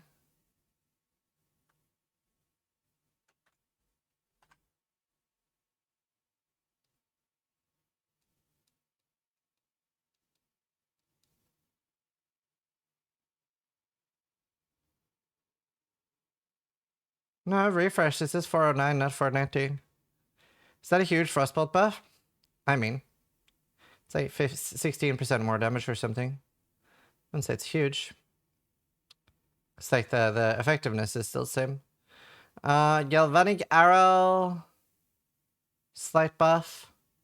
Galvanic Arrow of Energy, slight buff. Surging, slight buff. I mean, all I'm thinking when reading this, and I'm guessing you guys are the same, I'm like, Hulk smash!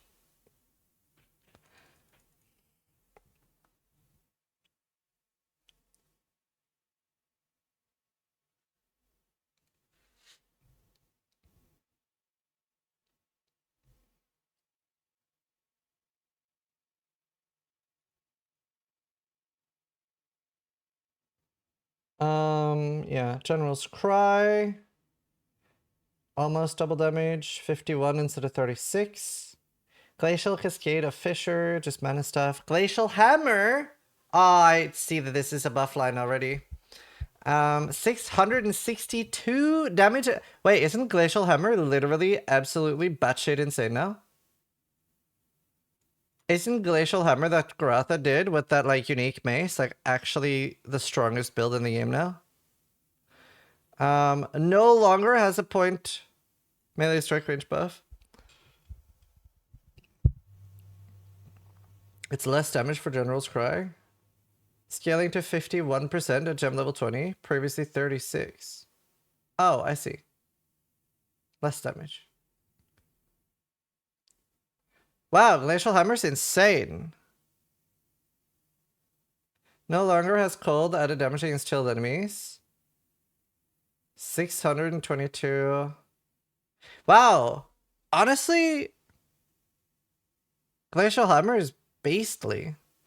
Grace, how much is Grace nerfed? That's not as same as Determination. So we'll still use Grace, I guess. I'm a little bit worried about our survival this patch. Like, they said they removed the 30% damage on tier 17s, but they shattered our defenses. Keep reading. Yeah, I know we're getting instant leech. Ground Slam, 356 instead of 188. Earth Shaking, 688 instead of 340. New armor and stuff is more defenses. That's true. 688. Damn! To be fair, moving it away from auras isn't the worst, I guess. Hatred, 39 instead of 25.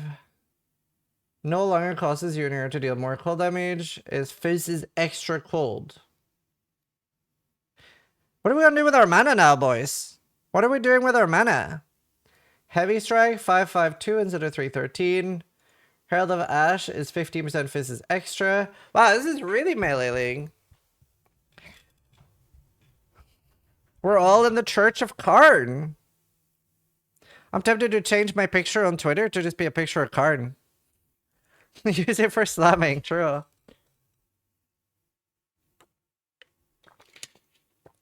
Ah. That's crazy.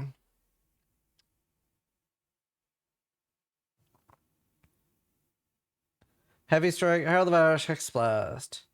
340, previously 340, 110, still same. Icy Crush, 611 instead of 350. Wonder if we can one-hit bosses with melee now. 458 instead of 250. An Ice Crush. Ice Nova, unchanged. Ice Shot of Penetration. Slight buff. Mana changes on Ice Shot of Penetration. Ice Trap. Same. Ice Trap of Hollowness, same. Just early nerves. 150 Icicle Burst by... Oh. I don't think I've ever seen that used subtly. Inferno Blow. No longer has added fire. 377 scaling instead of 166. That was a mana cost of 6. To be fair, it is so nice now with melee when you have a really good weapon. Like, when you have a really good weapon now, it is going to be absolutely cracked. Almost every melee skill has been almost doubled in damage, and since our weapons are better and it scales heavier off the weapon now, it's crazy. Crazy. Like, it's crazy melee buffs. I might at least start a jug or a champion. We'll see. Infernal Cry. No longer cover them in ash. Huh, okay. The user nearby allies gain a buff. Fizz as extra fire. Okay. Yeah, maybe do Warden. The buff grants 5% fizz. Okay. Combust? Alright. Infernal Cries. Alright. Intimidating Cry no longer grants a buff, which lowers the effective enemy physical damage reduction. A buff that grants movement speed. Grants 3% increased movement speed per 5% power. Okay. Man, there's a lot of weird Cry changes and banner changes. Kinetic Blast. Mana changes. Attack speed of 115 instead of 100. It now also has increases and reductions to spell damage also apply to attack damage at 200% value. Hello. Hello.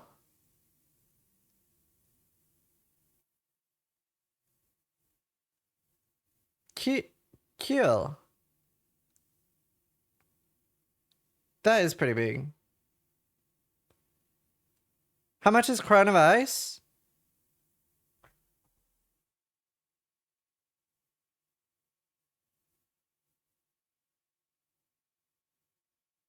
$300. Right. Maybe you could do one totem, so it's Soul Ascension. 150. Huh?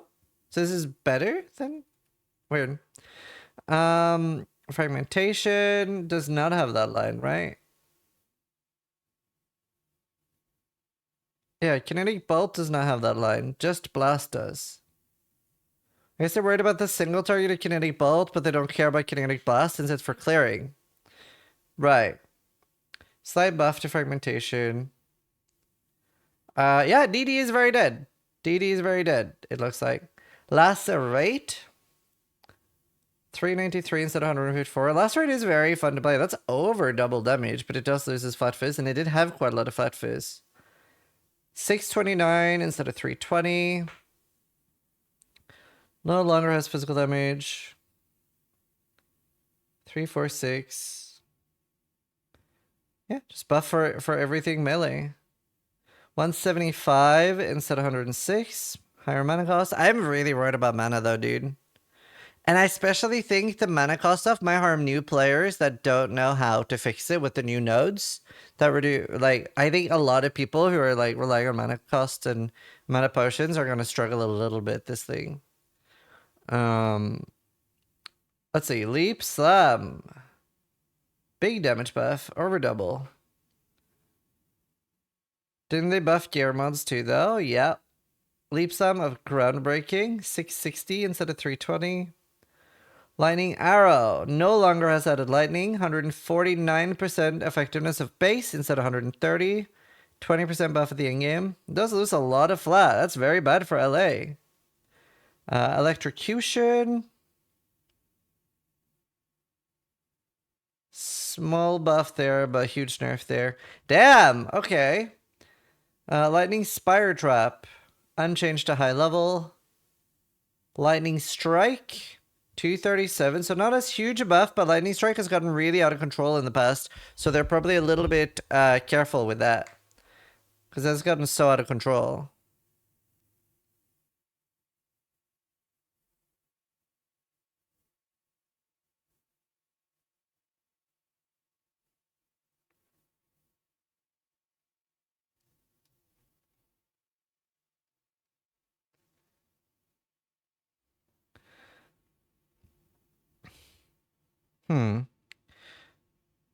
Let's see. Lightning Tendies. Unchanged to high levels. Oh yeah, Lightning Strike of Arcing. 377 at 200. You can't use Spectres on Detonate Dead anymore. That's where we got all the damage from. Molten Burst. 170 effectiveness. Oh, I would love the Namahu Unique Flame Axe to be good again. I don't know if this is enough, but... Molten Strike. 329 at 20 instead of 185. Higher mana cost. No longer has 0.6 melee range. Zenith. Also lost the melee range. And like a little bit under double damage. Oh. Orb of Storms unchanged. Penis Brand unchanged to high level.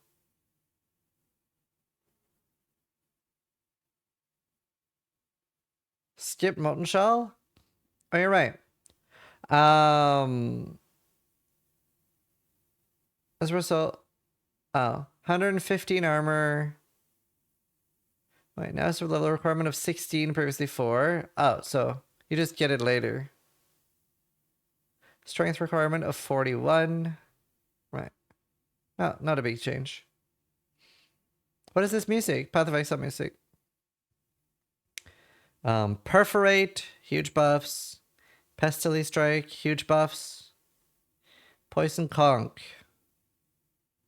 Tiny buff? 15%? Poison Conk of Bouncing. Tiny buff. Power Siphon. It gets the line with the spell stuff. And a tiny buff. Similar as Kinetic Blast. And you can use that one for single target, so that could be interesting. Yeah, a lot of skills are back this thing. Power Siphon of the Archmage. I wonder if that'll be interesting. That could be really interesting. Puncture. 205 instead of 165. That's the ranged one. Purifying Flame. Unchanged. Purifying Flames unchanged. No. Small nerf. Rage Vortex. Deals 10% more damage per 1 rage sacrifice at all gem levels. Previously 5. Okay. Berserking. 70, so 8% buff. Small buff for that. Rain of Arrows. Only mana changes for all of those. Ray Spectre of Transience can no longer use Spectral Corpses. Rallying Cry. Buff now grants added attack damage equal to 3% of the damage of your main hand weapon per 5% power. Previously up to a maximum of 20 main hand damage. Damn. Okay.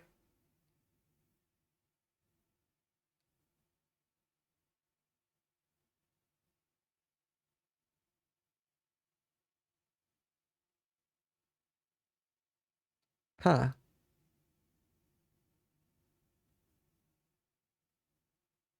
Yeah. 18 versus 20. Yeah. It's fine.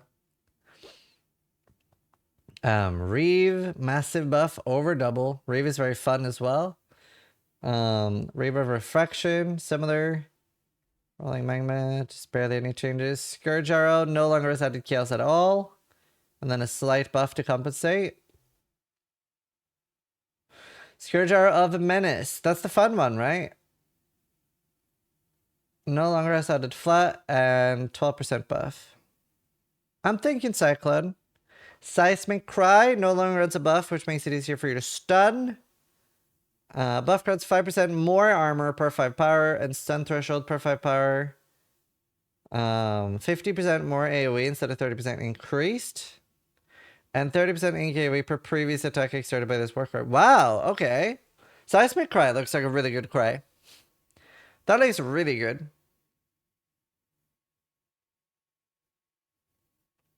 Seismic Drop of Swells, barely changed. Shattering Steel. Just a big buff. Big buff for Shattering Steel. Leveling with the steel skills must feel so nice this league. Like, leveling with steel skills is going to be so dreamy, dude. Yeah, we are not even halfway done, but I've eaten some good. Like, honestly, steel skills are going to feel so good. Because, like, even though Cyclone looks like it's buffed a lot, steel skills are so mechanically strong.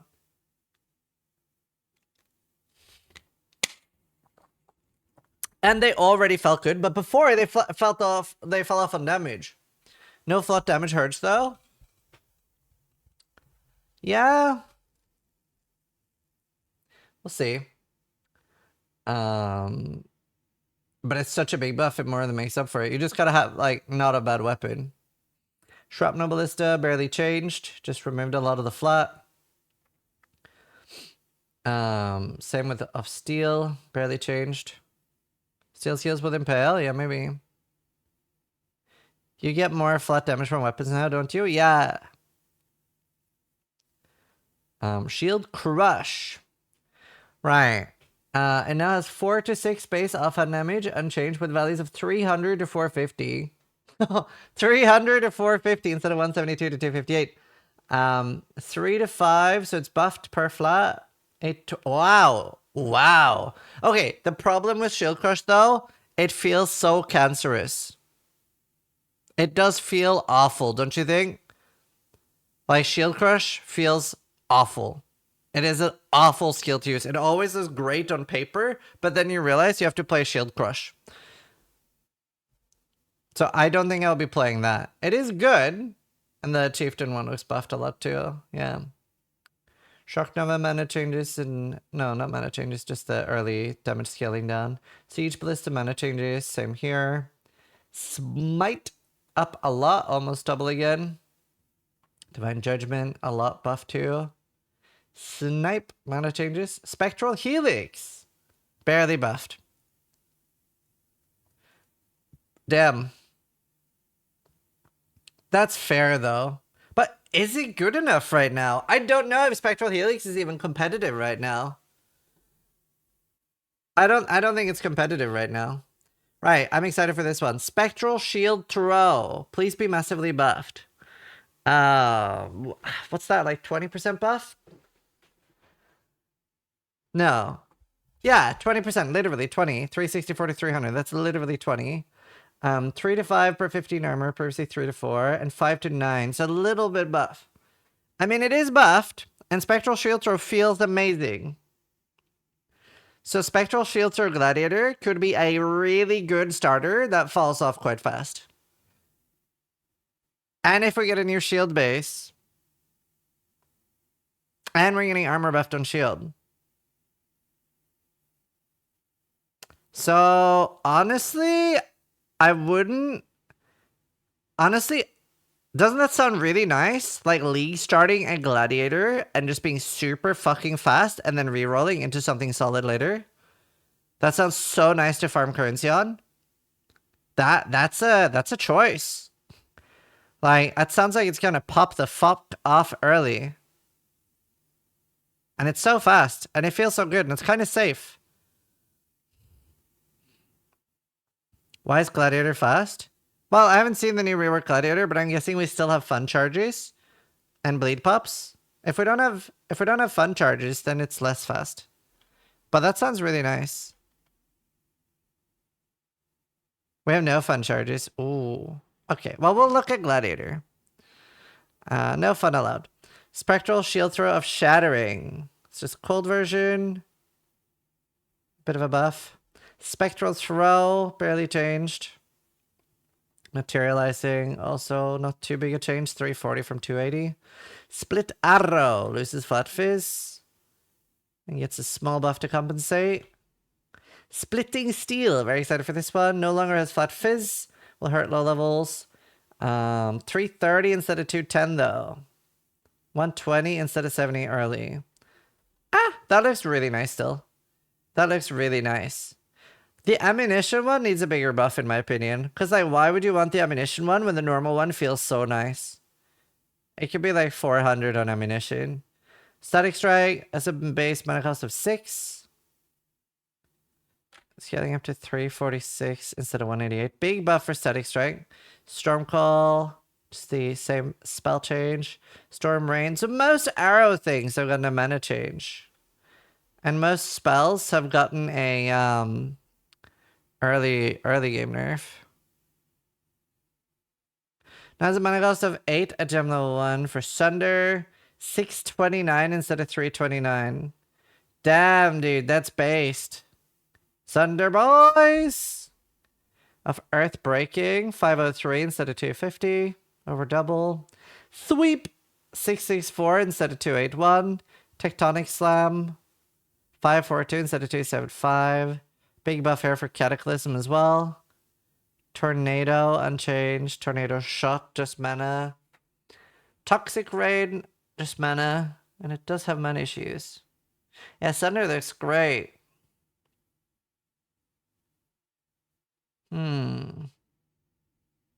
Vigilant Strike, 745 instead of 350. Woof! Loses range. Viper Strike, 392 instead of 154. Over double, a lot over double. Viper Strike of the Mamba. Wasn't this very popular already? 392 instead of 154. Does lose the flat though. Isn't that quite popular?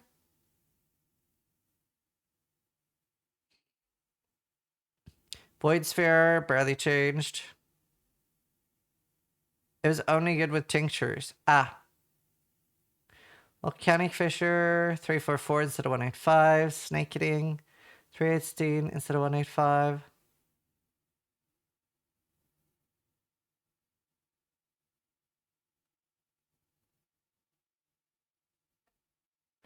Most spells, just the same changes. Vulnerability. Quality now provides attack hits against cursed enemies.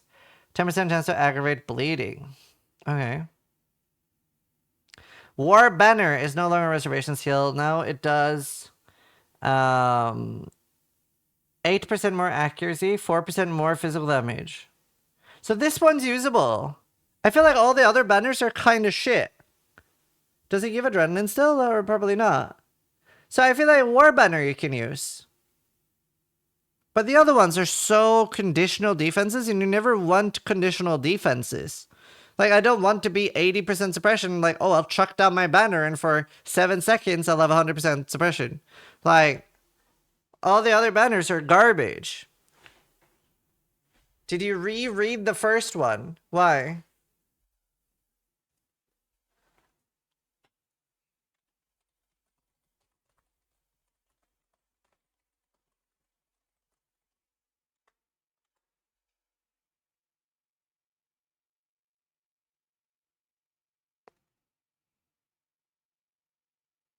Someone said there was an extra line at the end of the first banner.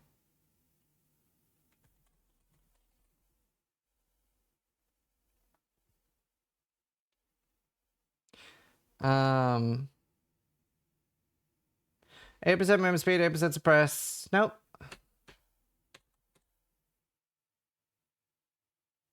9% life. Nope. Nope. No extra line. Just bad. Very, very bad. Warlord's Mark no longer has cursed enemies grant 20 rage, regenerated over 1 second. 10 rage when stunned. Interesting. Isn't that really good for Cyclone? Depends when we can increase the valor. It doesn't matter. It doesn't matter what the amount is, because the things that it's giving is situational, conditional defenses, and you don't want that. You don't want to be sitting, like, even if it gave you 50% spell suppression, you don't want to be sitting at 50% spell suppression and be like, ooh, I see a spell coming towards me. I'll throw down my banner, and for the next 7 seconds, I'm topping off my spell suppression to 100. Right? Like, you don't want to do that. So the damage one makes sense, because here it's like, okay, I want to do more damage now. Let's throw down my banner. What's the actual date for this thing again when it comes out? I can't remember. Path.exile.com. 26th of July.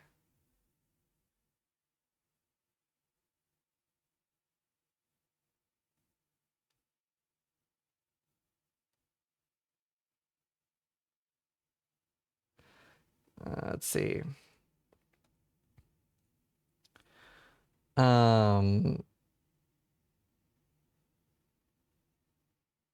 Barling Blades, 314 instead of 150. Wild Strike, 403 instead of 231. Wild Strike Extremes, 320 instead of 240. 80 doesn't look like it's buffed enough. Right, Val Skill Balance. No longer has Flat Fizz for Val Blade Flurry. 690. Wow. So, like, I feel like some of the Val melee skills are just gonna pound. Val Blight is buffed.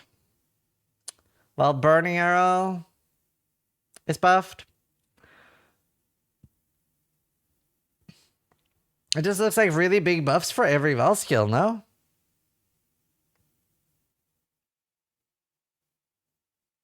It looks like really big buffs.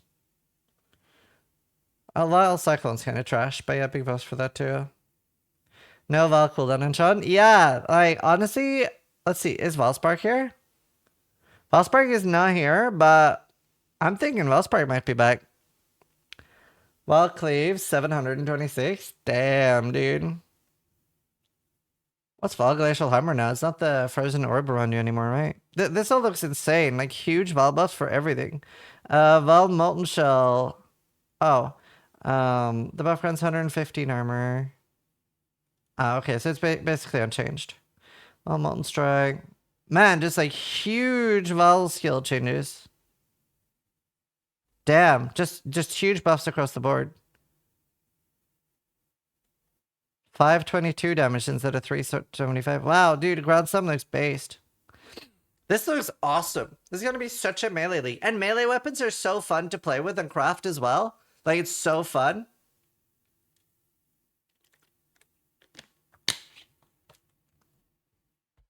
ED is not back. Support gem balance.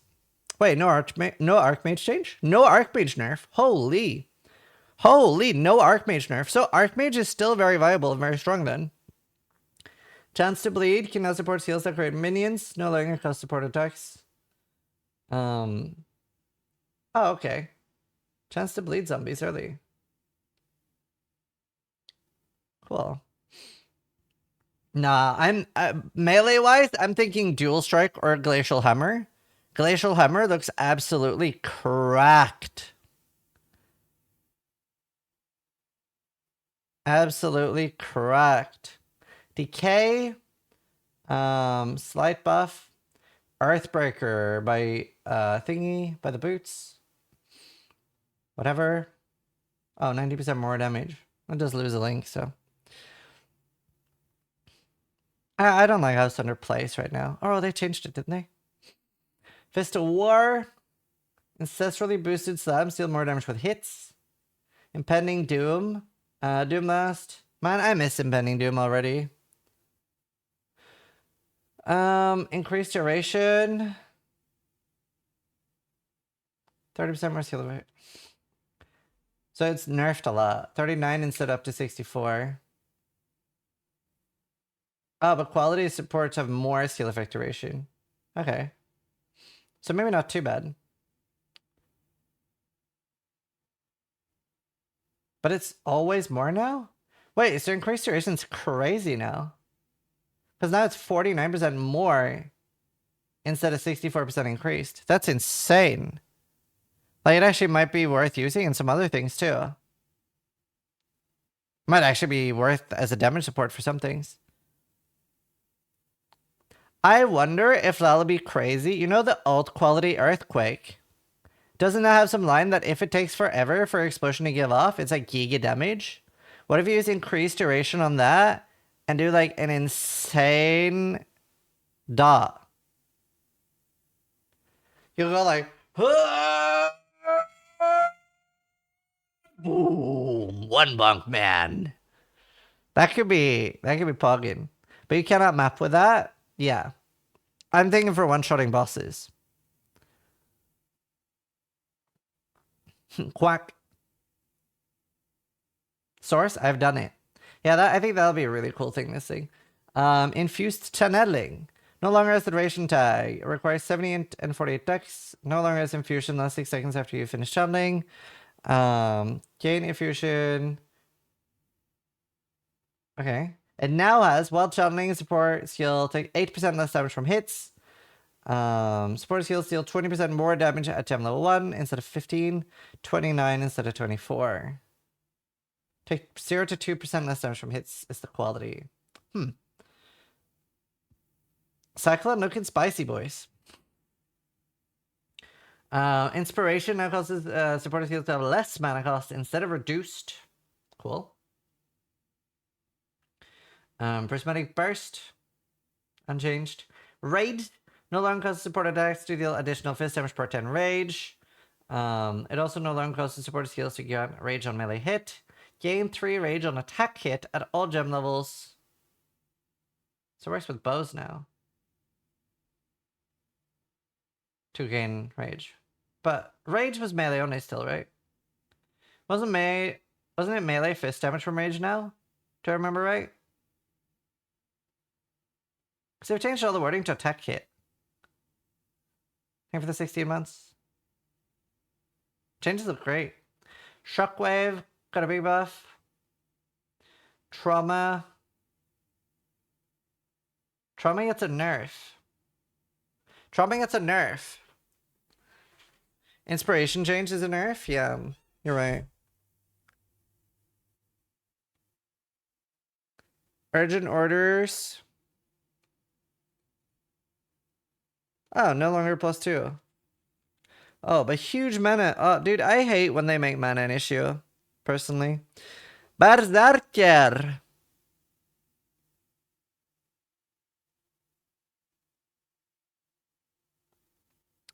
The Cry of the Slaughter Sensei no longer provides +10 max rage or gain 1 rage on hit. Instead, it now provides every rage grants 1% increased attack speed. An inherent rage loss starts 2 seconds later. Cause you to gain 1 rage on melee hit. And this is very specifically melee. A lot of them have been very specific attack. So I guess we can use it for bows with the ones that have attack based. Because it is more attack damage, not melee attack. So that's pretty good for a lot of like interesting bow builds. And wand builds. Rite of Ruin no longer provides inherent effects from having rage or tripled. It has 50% increased rage effect. What, and no canopy stun? Oh wow, that's bad. Oh, that looks bad. Wait, Berserker looks kind of bad. The Warbringer, 10% rage, no longer gives that. Sacrifices 10 rage if you have at least 25. It now Warcries exert twice as many attacks. Wait, isn't Berserker kind of trash now? Is anyone gonna send Berserker?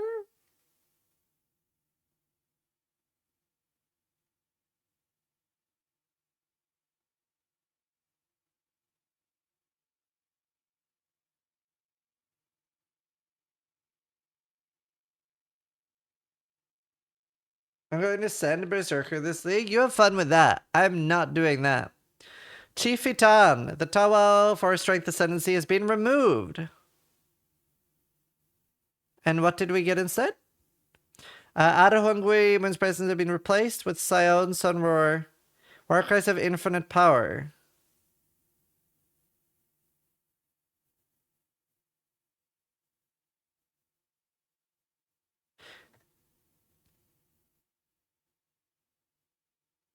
Isn't Chieftain like just still kind of trash? Don't need the shield? Yeah, but I feel like there wasn't that many good Warcries. Seismic was still really good.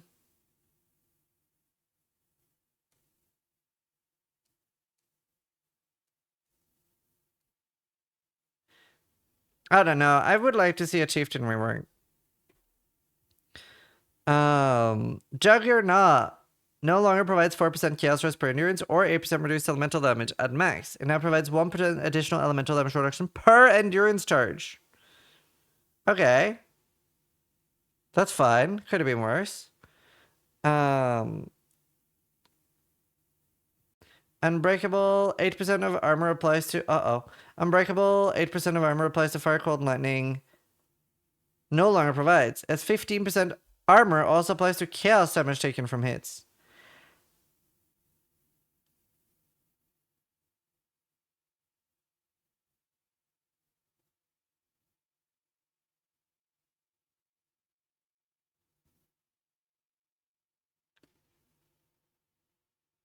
And Transcendence doesn't really work anymore. Because we can't convert. We get better ally mitigation elsewhere though, right? Do we? Okay, so endurance charges work on Ellie now. So that is pretty big. Let's not forget that. Let's not forget that. So that is quite large. But I feel like endurance charges are, for me on hardcore, going to be mandatory on everything.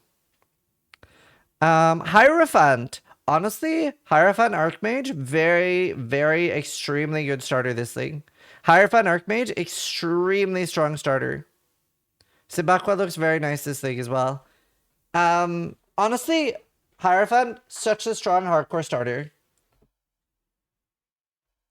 Champaion, unstoppable hero, has swapped position with Fortitude. No longer grants 20% attack speed, 500 armor, or cannot be stunned. Nearby allies count as having fortification equal to yours.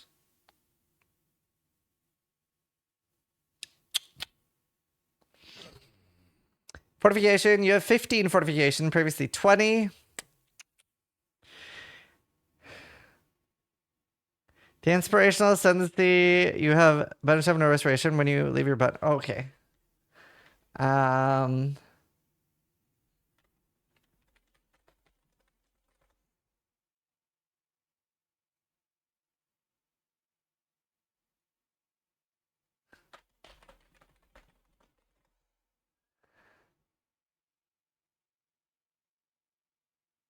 For those that can't hear this, I'm now playing In the Arms of an Angel.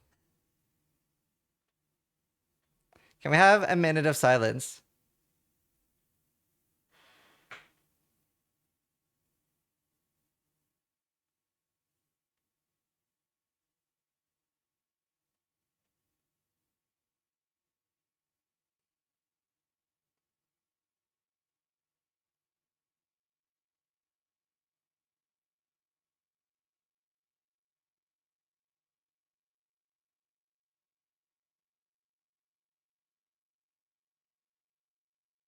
Here, I want this as a tweet. If somebody, Matiki, can you take a like screenshot of this?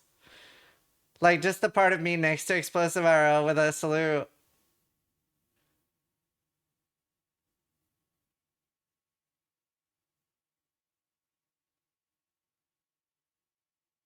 You're out of intro ideas for it? Oh no.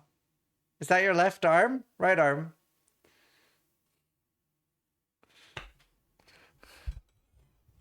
Look serious? I can't. Damn.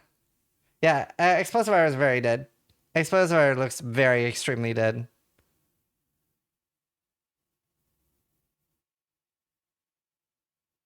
Looks very dead. Need to add a crying filter. Like, it's not 100% sure. But it does look we had a good, that's a tweet. We had a good run.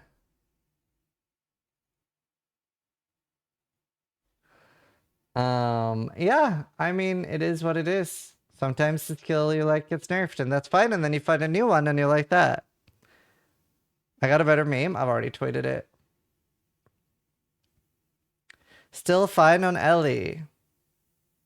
Yeah. Yeah, EA Elementalist still looks fine. It still looks fine. Where was I before? Was I bottom right?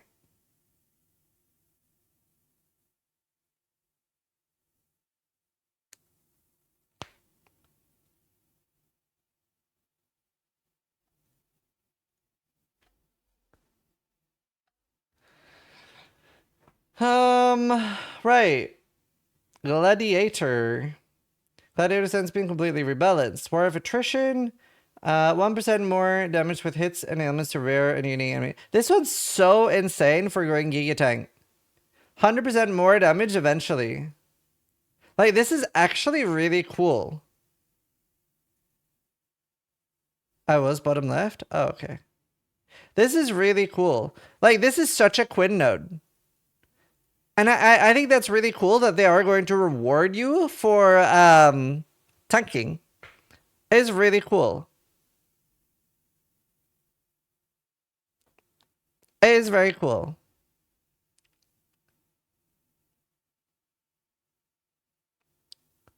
Determined survival, survivor, 50% base chance to block from equipped shield instead of the shield's value. And echoes inherent bonuses from dual wielding to be doubled. Huh?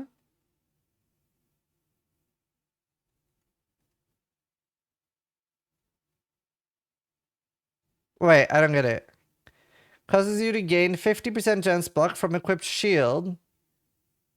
Oh, so So you get 40% block instead, or 50% base. Right. I was like, huh? You can't dual wield and have a shield? I was so confused. But yeah, okay, cool. The more than skill ascendancy because your block tons and spell damage should be lucky if you've blocked recently. Ah.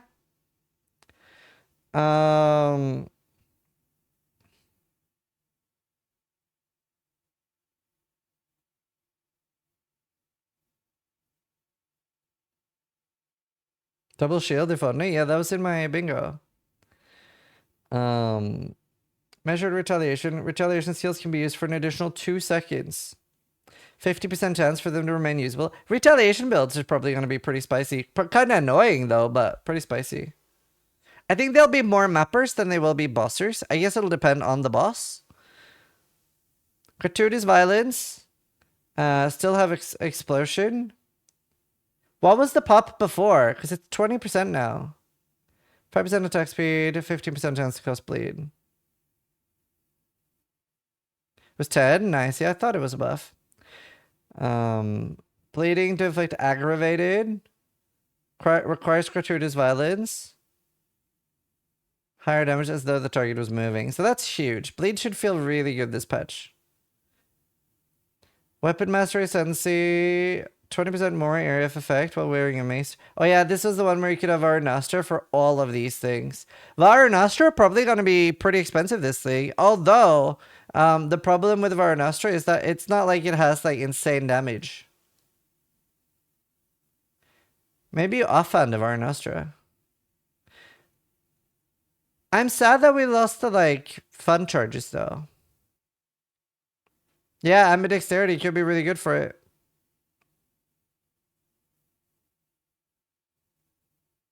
Can stats take shield seals? Yeah, true. Yeah, honestly, Gladiator looks really solid. Dead Eye. The +1 max frenzy, gain frenzy each second when moving, and we're always moving. Gathering Winds, 10% instead of 15. Oh wow, 5%. Huge nerf to Tailwind. Wind Ward, 4% instead of 3. Less damage taken per gale force. So that's big. Man, bit of a nerf to Deadeye, eh? No longer provides fire shot. Projectile gains damage as they travel further, dealing up to 30%. Oh, okay.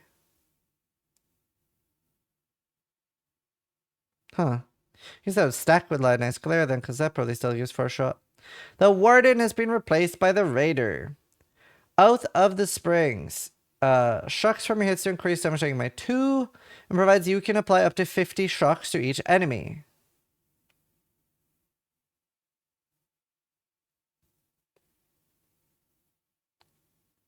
Interesting.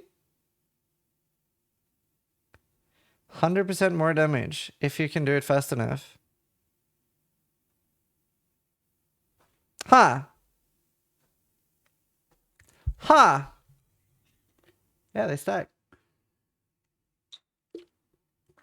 Very interesting. Cause enemies you freeze to remain frozen for at least 2 seconds. Freezing hits that do not apply Hoarfrost. That do not freeze to apply Hoarfrost. Hoarfrost increase freeze duration 20%. Freezing an enemy removes the second Hoarfrost. Lasts 10 seconds and refreshes the duration. Huh. Very spicy Ascendancy.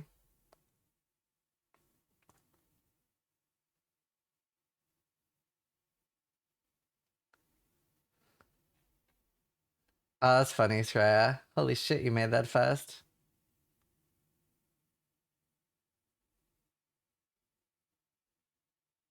You're a wizard. I'll tweet that too. Yeah. Oath of Summer. If you would ignite an enemy, you scorch them instead. You can apply an additional scorch to each enemy. What? That is correct.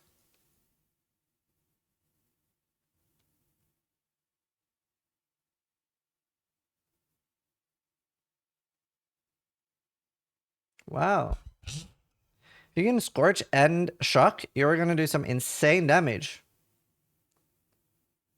Actual insane damage. And this doesn't like, you just need to get something that you are applying shock. You don't need to have a big shock because it's always 2%. You just need to attack fast.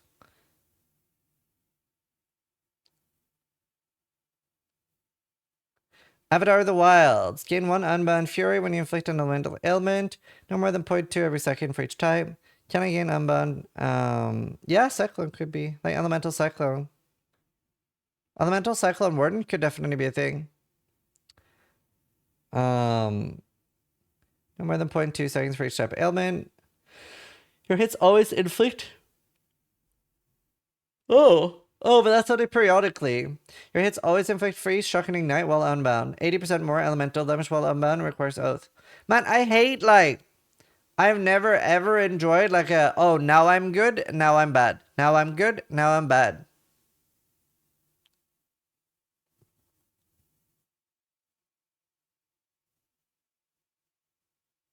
Yeah, Yoke would be good, taming.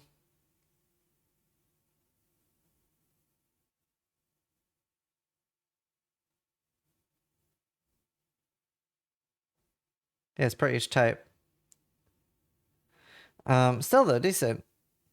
It's an active seal, I think. In one number for when you inflict. Yeah, but you still have to time it. The Enduring Suffusion. Oh yeah, 15% evasion. Yeah, I don't know. I'm not a big fan of that one. I don't like the conditional one. It looks like Berserk with less control over it. You build charges and click it for big dam.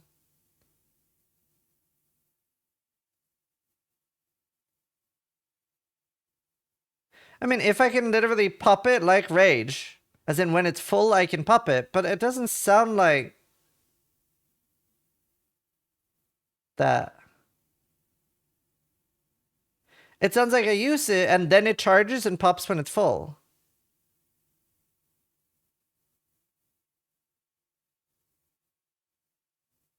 Read the first 4 words. The Avatar Wilds Ascendancy passive grants level 20 Unbound Avatar skill. Yeah? I've never not read that.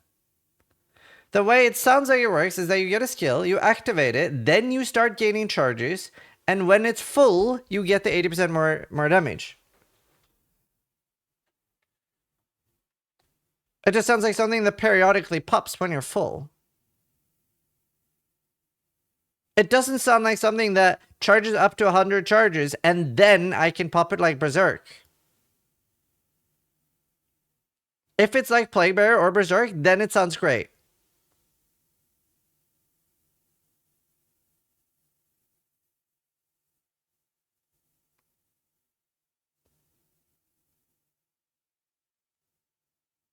I mean,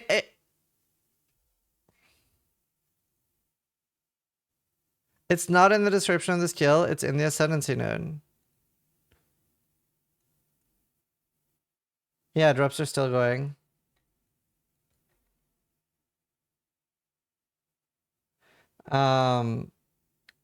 Right. Unbound Avatar requires 100 Unbound Fury to use and causes you to become unbound for 10 seconds.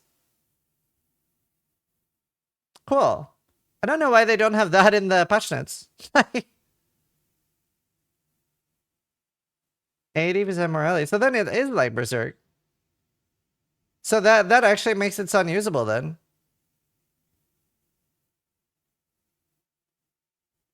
I mean, then it sounds usable. It's really good for boss killing. Especially map bosses. It sounds a lot better for map bosses than it does like actual sustained boss fights, but then it does sound usable. Then it's just rage.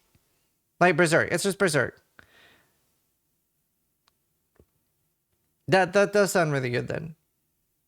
Don't know how you're gonna tank on Warden.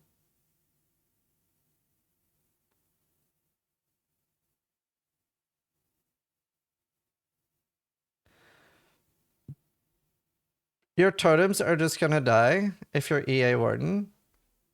Why would you EA Warden? You can't EA Warden. I wouldn't want to be EA Warden.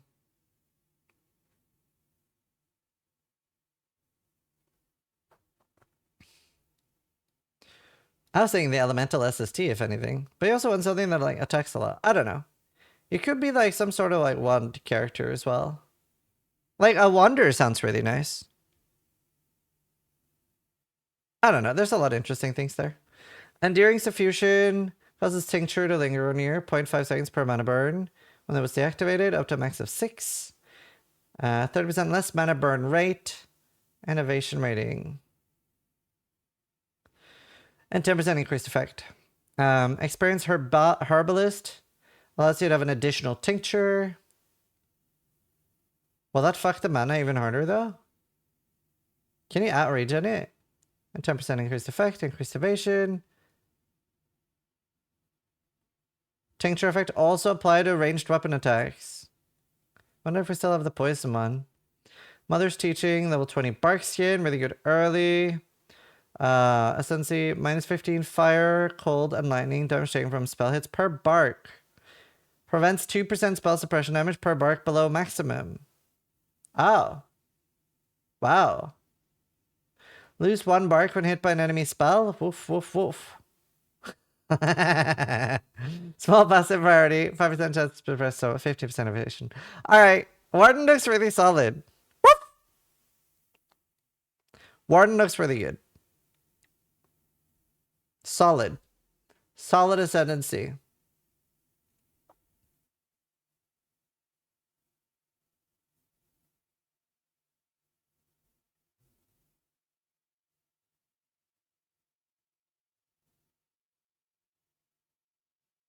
Right, Ascendant. The Berserker Ascendancy no longer provides gain rage on hit with attacks. Inherent rage loss starts 1 second later.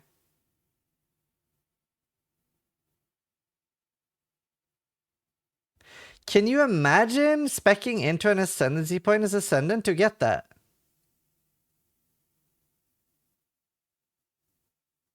Can you imagine spending your Ascendancy points for that in any scenario? Thank you for the 1 year. You're missing the rest? What's still on there?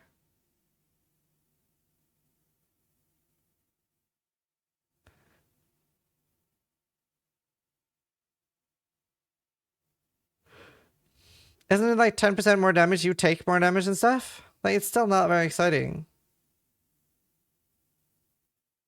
50% more damage, no stun on rage. 25, right.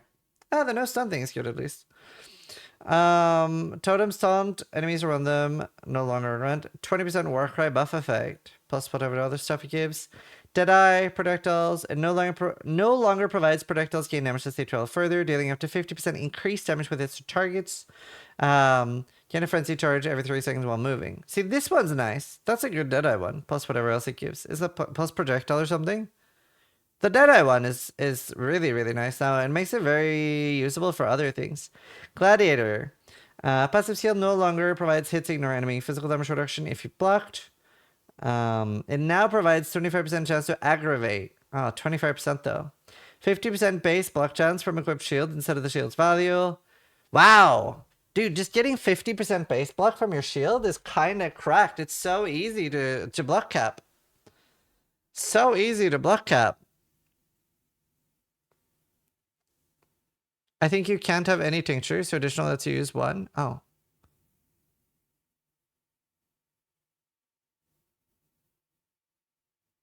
Inherent bonuses from Deal Wielder doubled. Deal 1% more damage with hits and ailments, rare and unique.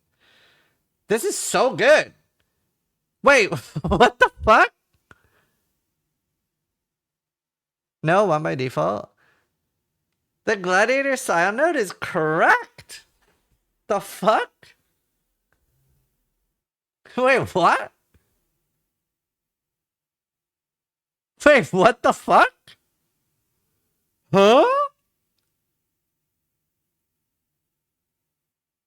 50% block. 1% more damage with hits and ailments to rare unique enemies for every 2 seconds till the Imbued presence.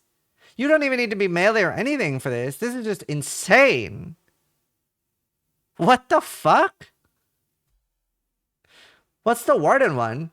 No longer provides 10% movement speed, 10% chance gain. What does it give now? Causes attack damage to penetrate, 8% enemy res, and provides you can have an additional tincture. Right. Man, Gladiator's crazy. Ascendancy Gladiator is kind of better than Gladiator. Wait, it really is though. Like, this is just a full node. pretty much. 50% block, 50% more damage, and 25% chance to aggravate, which is fine as long as you're attacking fast. Damn, you can do this on so many builds.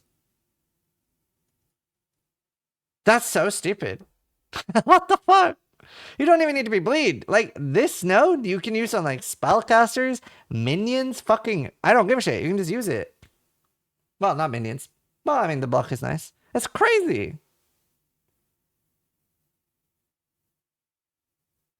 Gladiator is 1% per 1 second, up to 100. Yeah, but you still have to wait the same amount of time. So, like, after 10 seconds, both of them have 10% more damage. After 50 seconds, both of them have more damage. The Gladiator one needs 60 seconds to get 10% more damage than the Scion one. In Your Presence is slightly over screen wide. This is per 2 seconds? Oh, so it is.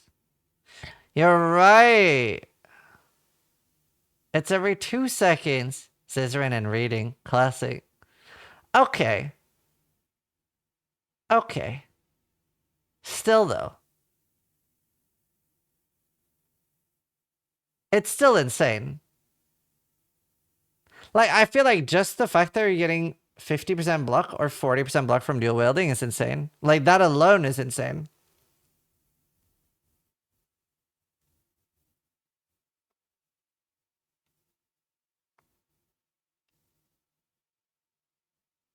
Lucky block is insane. No, it's like 6% chance of attacking spells hitting you at 75% block.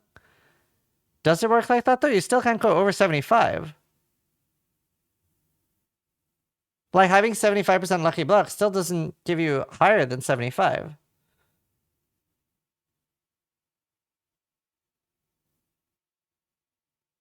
Right. You can? Oh, it does? I thought it was, like, up to the cap kind of thing. So if you... What do you need to effectively get 100% then? Like, 86? How much effective luck do you have at 86? Max block.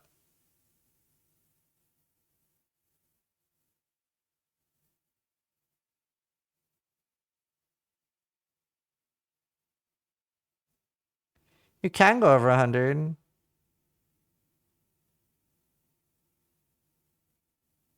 I mean, you can get over 75.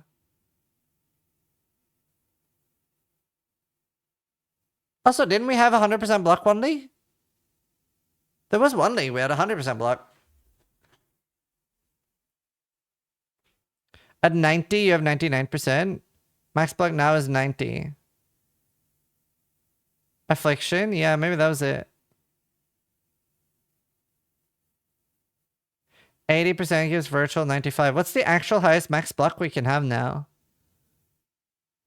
Did they remove a lot of the max block? PoE max block.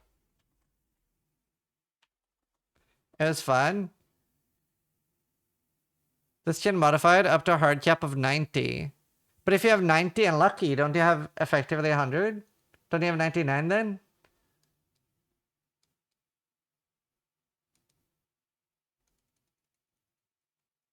So, like, if you're still tanky... Like, I'm not saying you can give up your tank, but, like... As long as that hit doesn't one-shot you... Damn. Okay. I can tank this Shaper Slam. Doesn't matter, because the Uber shits that kill you can't be blocked. Oh, true. Ah, but it's still a really good league starter, though, Embo. It's still such a good league starter.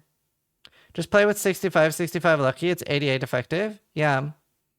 It looks like such a good league starter. Like, imagine you do SST bleed Gladiator. Like, you make so much money day one. Also, Ember, I've thought about maybe we could play together on League Start if you want or something. I'm probably playing hardcore trade. Like, this looks like such a hardcore trade league.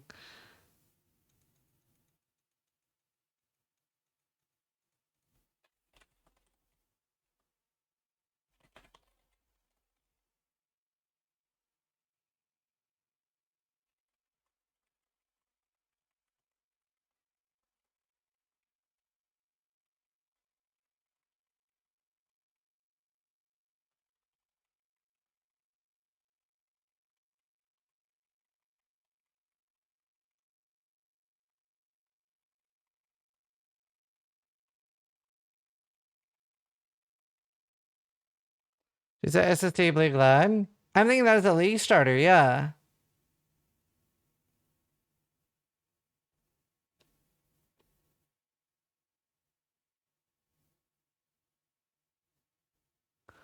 I want to start SST Blue Glad, yeah. It looks really nice. Passive skill tree changes. There are now more notables on the passive skill tree than there are oil combinations to anoint them all. I love the little emo. As a result of this, the notable passive tree that provides 30% to an attribute can no longer be anointed. Wow. I'm surprised they didn't add an extra oil.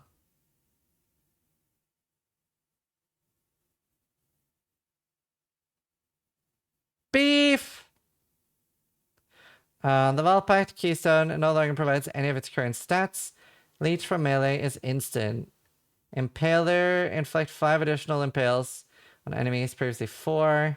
And for 5 seconds. Cannot be impaled again, previously 4. Okay.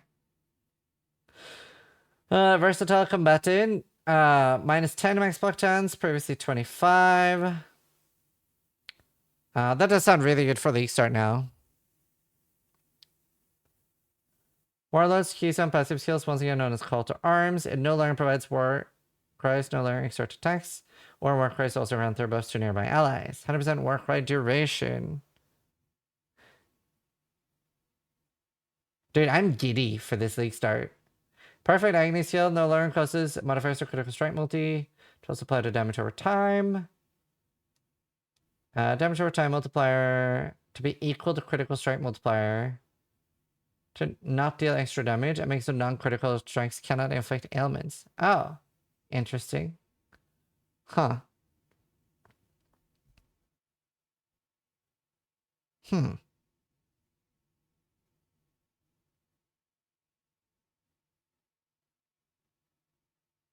Causes critical strikes to not deal extra damage.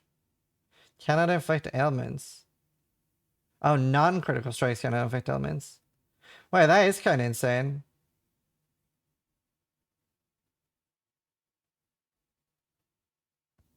Hey, Rascal, thank you for the raid. That is kind of insane. That sounds kind of insane. Crit's the best for everything now. I bring the bald ones. Bleeding Mastery, 25% chance to aggravate. And that's not a mastery. Oh, with extorted attacks. As the mountain cluster, 12% chance to block.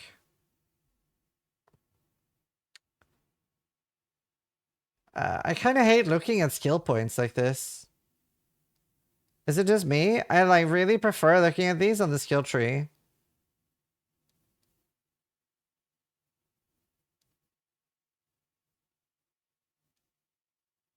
I kind of want to just look at these through the skill tree. Kind of hate looking at them in text form. They just make me annoyed. I'll skip that part. Stuff is updated. I'll refresh again. Probably already have it though.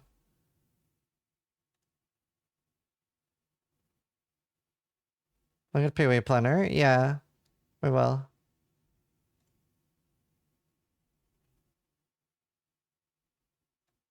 Oh, but usually what somebody makes is like a red green, like a changed nodes and updated nodes.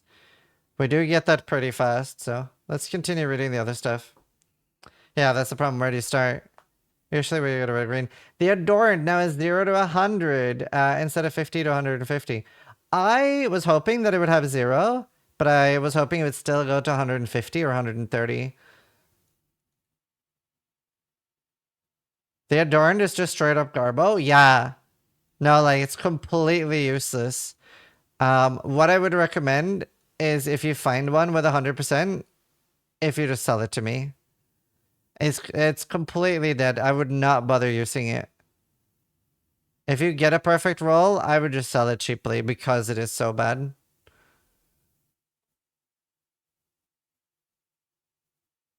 What's the point in 0%? Nothing. It's a dead item.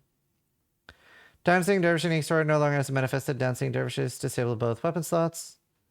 Cannot be used while manifested. Okay. You now swap weapons after manifesting Dervish and still use items in your second weapon set. Okay, cool. That's good. Defiance of Destiny now causes you to gain 10 to 20% of missing instead of 25 to 35. Can be made worse with the Divine Orb. I was a little surprised that I got that nerfed when it is a tier 0. Because, like, it is still maybe weaker than Mage Blood. And they're both the same rarity. Still good, though. Still very good. It would be weird if they kept it tier 0. Oh yeah, I still have the countdown on this one.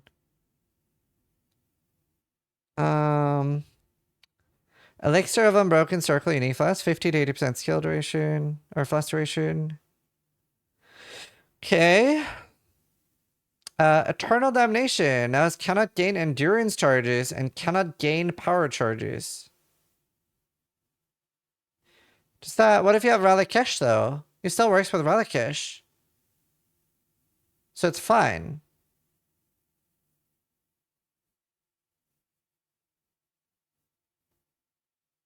And you can still even convert it. So Ralakesh and Eternal. So this is not really a change. I thought there was a way bigger nerf coming for that. So Eternal Damnation is correct.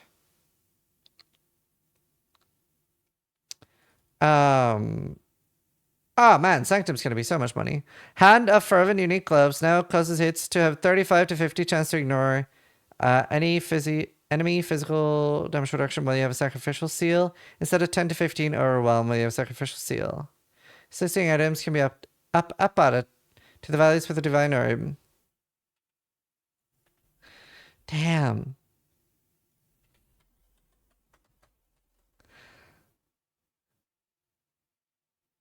Let's see. Combs Hard Body Armor no longer has increased fire damage and once again has 1,000 life. Based. I've been saying that in so many of my wish videos. Don't even need Relicash if you have the Lab Jewel for minimum charge. True.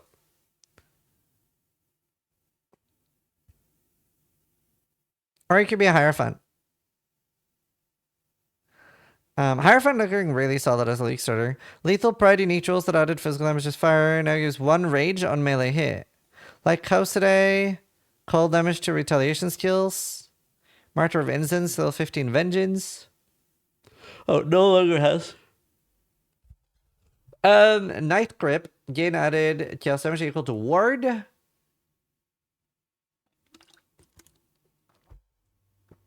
Alright. Is DD still viable? It is very dead. All Wealth Resolve now is 85% less ward, previously 70. I thought that would be nerfed harder. Pet Peridify no longer has, you can have 2 different banners. What does it have now? It now has, man, they removed a lot of it. Having a place banner does not prevent you from gaining valor. I still feel like that's too bad a body armor to justify that. Replica Inspiry no longer has 10% fist damage against chaos.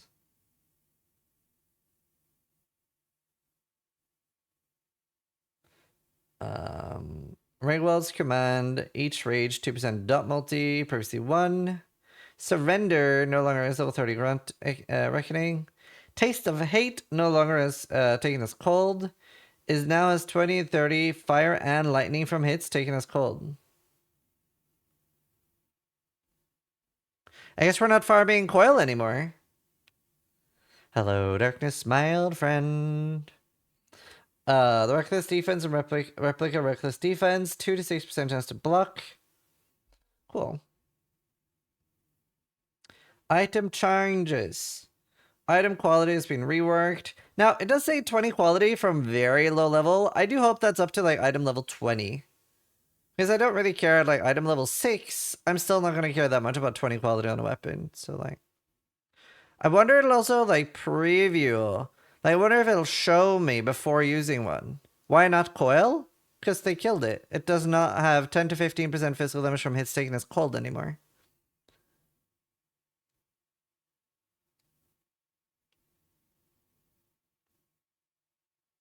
But coil is unchanged, so we still get 50% conversion on coil. Wait, did I say coil? Taste of Hate is dead. Coil is fine. Hill Teddy, thank you for this up. Rating hard? No, I was reading chat and somebody said coil when I was talking about Taste of Hate. Oops. There. Yeah, Colloquial Flames too. Quality bronzes are now multiplicative. Non-gem items that turn with a random quality can now generate up to 30. Okay. The maximum random quality from Tainted is now 20, previously 29. Is that true? I thought they could go to 30 before. Wasn't it 30 previously? I swear I have randomized at 30. It was 29. Huh.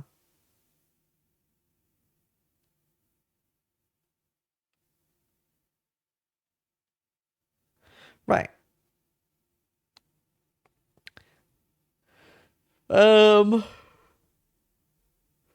Okay. They're now rare compared to other currency. Bestiary recipe to corrupt an equipment to have 30 quality. Now instead corrupts a map to have 30 quality. Main. NPCs will no longer have items that can be purchased with quality currency items. And no longer sell glassware bubbles.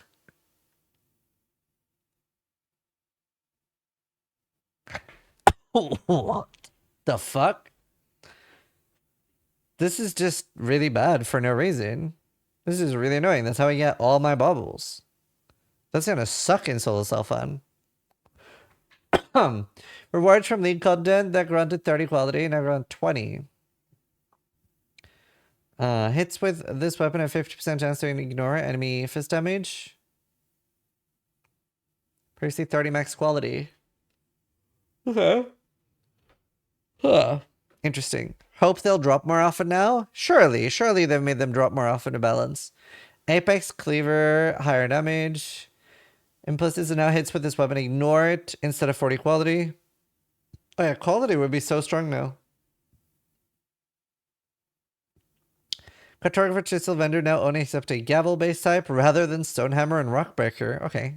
Affects 3 people. Corrupted and mirrored items are able to be unveiled once again. Huh. Master Command cluster for the aura effect. Why are these under items? Oh, because it's a cluster. No longer 15% non-curse auras or 100% efficiency of banner seals. So it's just aura effect now. And AoE. Iron Breaker. Provides 50% chance to ignore enemy fist damage. 30 fizz instead of 10 overwhelm. Okay. Rapid Infusion. Causes channeling seals to have 8% attack and cast speed. Provides unaffected by chill while channeling. Prefix second roll on body armor has been adjusted for life.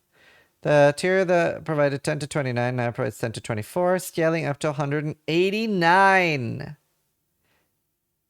And grade has been adjusted accordingly.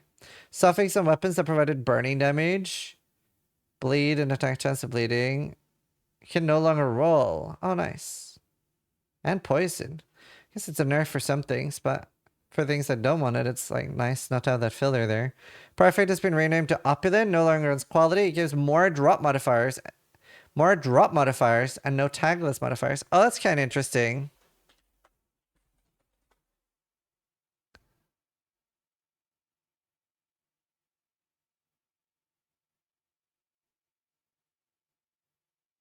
Huh. More drops? So there are drop-only modifiers now. Right? We saw that with the gambling too, that the belts had like 180 life and stuff.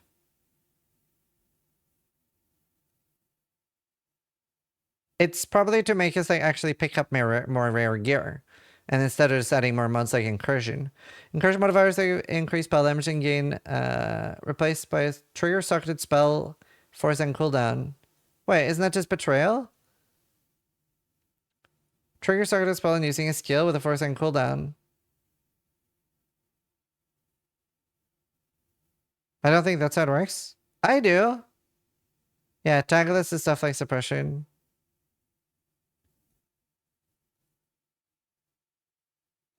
Regular duels can now roll suffix modifiers for max fire, cold, and lightning res.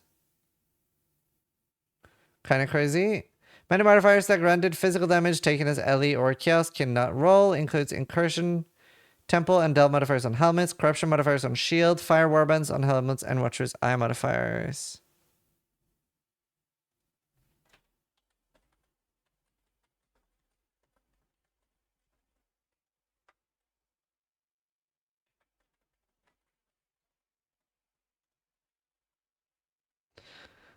Let's see.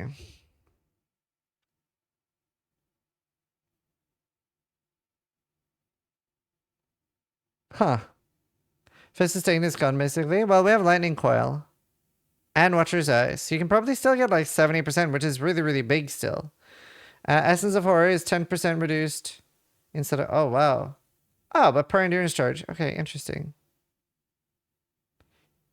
Watcher's Eye. Oh. Oh. I guess I haven't gotten to that yet.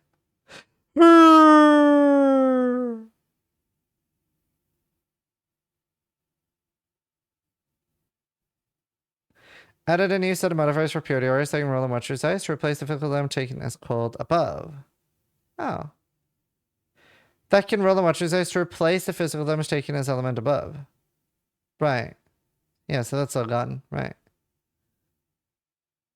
New Eldritch implicits have been added that grant physical damage taken as fire, cold, lightning, or chaos. Eldritch implicit modifiers for body armor. Okay. That'll help a little. Privation signature veil modifier is now banner aura effect. Damn.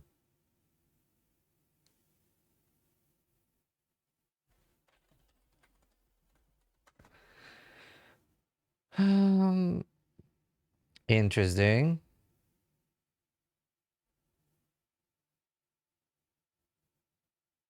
There's still Betrayal Fist taken as LE? No.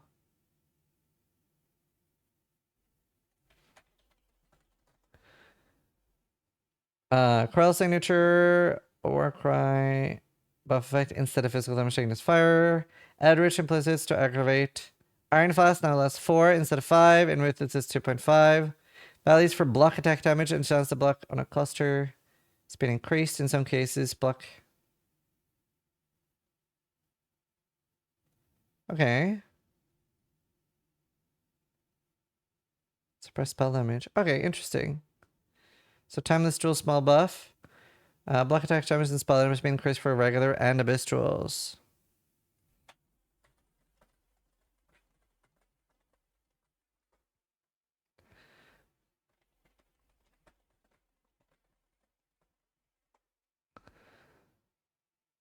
Let's see.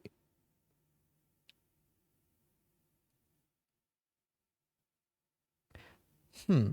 100 influence weapons that previously provided 13 to 16 and 17 to 20 overwhelm. Now 50 to 65. Wow, they're giving us so much more overwhelm. And on one-handers too. A lot more overwhelm.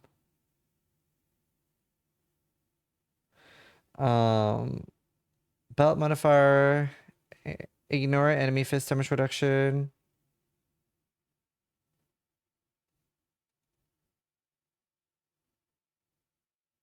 Oh, right. It's just renamed.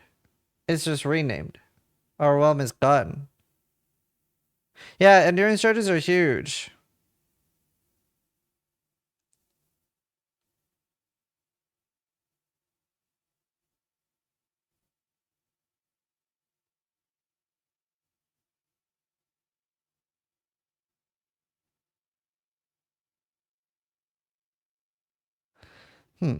Alright.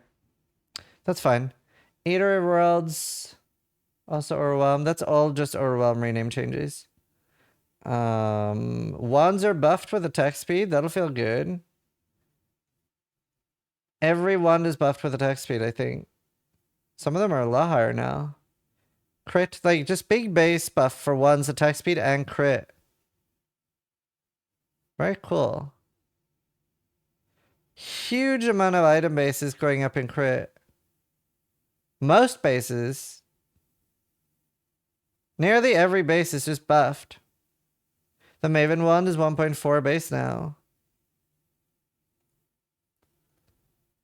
Wow. Yeah, Just pretty big buff and everything. Divination card changes. Rebirth and renewal. So it's a Horned Scarab. More is never enough. 4 Veiled Scarabs. Long Watch. 4th Vow unique. I mean, 4th Vow is still really good. Right? 4th Vow is crazy good now. Can't think of a reason why 4th Vow wouldn't be good this patch. Friendship Divination card. All's Uprising. Is that the amulet? I kind of hate having stuff like that on div cards, but following divination card have been disabled. Somebody's wisdom and soul quenched. Boss unique divination cards can no longer be obtained from random. Delve, Eldritch Altar, Expedition, Heist, Incursion, and Ultimatum. Good. Ruthless specific changes. Skip. I don't really care because I'm not probably going to play Ruthless. I might because it's a long league, but I'm not. I don't care. And Ruthless players probably skip directly to that anyway. There's not many changes though. Monster balance. Essences now grant increased toughness instead of life to the monster they're affecting, and grants a small amount of increased item rarity and quantity for each essence affecting them. The higher toughness, the less damage it takes. A monster's within 100% increased toughness will take 50% less damage. 200% takes 67. So I guess this is they're gonna try to fix that essences are not literally fucking uber bosses, right? That sounds like what they're trying to address here. 25% Tormented Spirits, 25% increased rarity and quantity, 50% item rarity for the average spirit possessing a monster. Pinnacle bosses, Shaper, and Elder Guardians can now have up to 50% action speed reduction instead of 30. Dude, I'm literally so tempted to go Glacial. Glacial Hammer looks so cracked. Like, 50% action speed reduction. Glacial Hammer looks fucking insane, this thing. Improve the meteor telegraphing of the players who are targeted by a meteor when they use a flask. Right. 2-second cooldown. Rare monsters. Did they reduce the damage on it, though? Because it fucking one-hits you. The rare monster that previously caused the monster to overwhelm now caused them to apply crushed. Battered Val side area can no longer appear. Ultimatum that previously caused monsters to overwhelm caused them to ignore fist reduction. Expedition Remnant. Overwhelm, also ignore.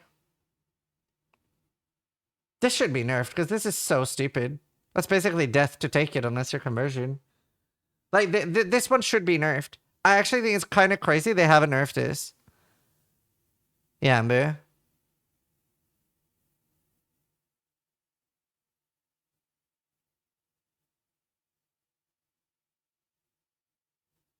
Yeah, this is really good.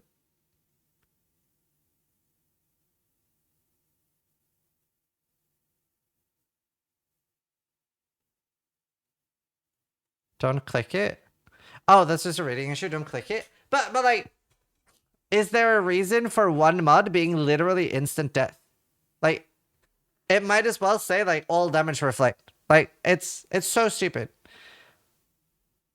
Like, it's so stupid on those monsters. It's not a skill check. It's a read check. But it's like, if you do this, you die. The problem is, as a new player, you have no idea, right? I mean, damage reflect is in the game and is also a reading issue. The difference to this is that if you're a new player, you have no way to find out that this is literally instant death unless somebody tells you. And it's not even highlighted in yellow. It should be highlighted in red. Should have a skull next to it. Symbolic modifiers that oh, okay, just word change. Overwhelm and impale chance can no longer appear. Cool. I like that we're getting less overwhelmed though. I mean, it reads ignore fist reduction, clearer than overwhelm. Yes. But like, for example, if you do it on the Eat or Altars, it does nothing because they don't have any fist damage basically. Whereas on this, it's like, you die. Probably works on the taming, I'm not sure. I have to see the wording on the taming. Taming PoE.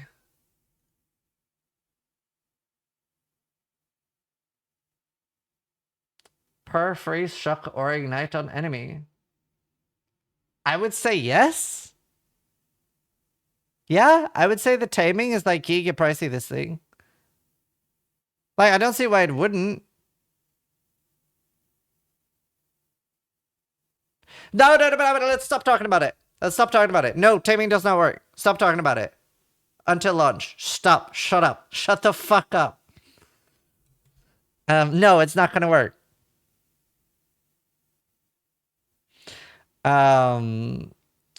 Unrelenting, timeless fall embers no longer cause enemies to overwhelm or penetrate each time they've been revived. 10% increased damage for each time they've been revived. Okay, that's scary. I guess they're both scary. Revenant monsters now use the shared explosion telegraphing used by monster corpse explosions when they detonate their summoned minions. And that was on my bingo board. That was on my bingo board. Have I ticked it off already? Yeah, Stygian nerf. Boom. Suppression wasn't nerfed. So I did get bingo. Did not get that. No higher item level. No Exile Con. No Archmage nerf. No Assassin rework. No race. No Essence Strain. Well, no, there is Essence Strain buff. It's just small. Adore nerf. Dual wielding shields. No. Peewee Mobile. I mean, the game is Peewee Mobile now. Rework blood magic. No. Two new voices. No. Zonaback. Toteback. No. None of those. But we got a lot. Got a lot of it. No, there's no higher item level. Like, we did get higher level scaling mods. So, like, life goes up now, but it's still the same item level. There's nothing above 86. DD is dead. DD is literally dead. Character mods. Essence now costs 6 Chaos Orbs. Oh. And causes the area to contain 4 additional imprisoned monsters, previously 2. What? Wow. I thought it was a nerf, but that's a buff. Way better per area. Wow, that's huge. Abyss now costs 4, previously 6. Ambush is 4, previously 7. And less boxes. Harbinger is 4, previously 6. 1 less Harbinger. Breach is just buffed. Oh, it's a huge buff. Because it makes your scarabs worth more. Your scarabs that do stuff worth more. It's a huge buff.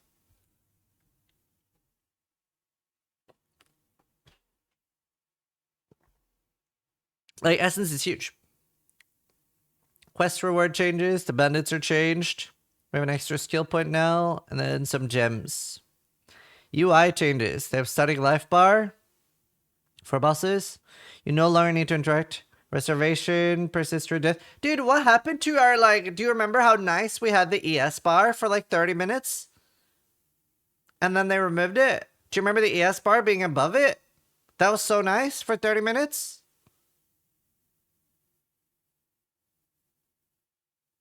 The thing I asked for 6 years that they finally put in the game, and then we had it for 30 minutes and then they took out. I'm gonna have to start asking again. It was bugged. That's why they removed it. It caused crashes.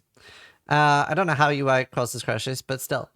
Things persist through death. You can now start harvesting counter with a single action. The range you can pick up items when using a keyboard has been increased. Scarab vendor recipe to return. Now return surplus scarabs. Oh my god, that's nice. Alright, and we'll read the bug fixes. Dude, honestly though, what a W patch. I literally bet you I can open Reddit and people are happy. I bet you. For once. Reddit PoE.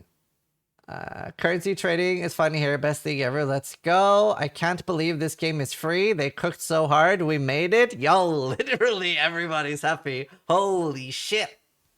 GGG, easy mark. How it felt watching the league reveal. Appreciation. Affliction is back. Dude, I've never seen Reddit this happy. They'll be unhappy on release day. Just wait. Hi, Zizaran here with another video, and I want to make a video addressing the insane dupe bug in the auction house and why you should move to solo self-on right now, and that everything you've earned so far in this league is absolutely pointless. Yeah, I know, I mean, like, things could go wrong. I could have cursed something right now, but still. Fix the bug where some vendor recipes could unfracture fractured items. Oh, that was kind of nice, though. To keep the base. That sucks. Implicit modifiers, magnitudes is doubled or tripled on the Great Wolf, and string various were not working correctly. Hand of Frisia, unique gloves, applied auras, using generosity support. It took them so long to nerf that. Body swap of sacrifice, supported by spell totem, was not targeting your minions. Flame Vestal's celerity would never update its target location while targeting an enemy.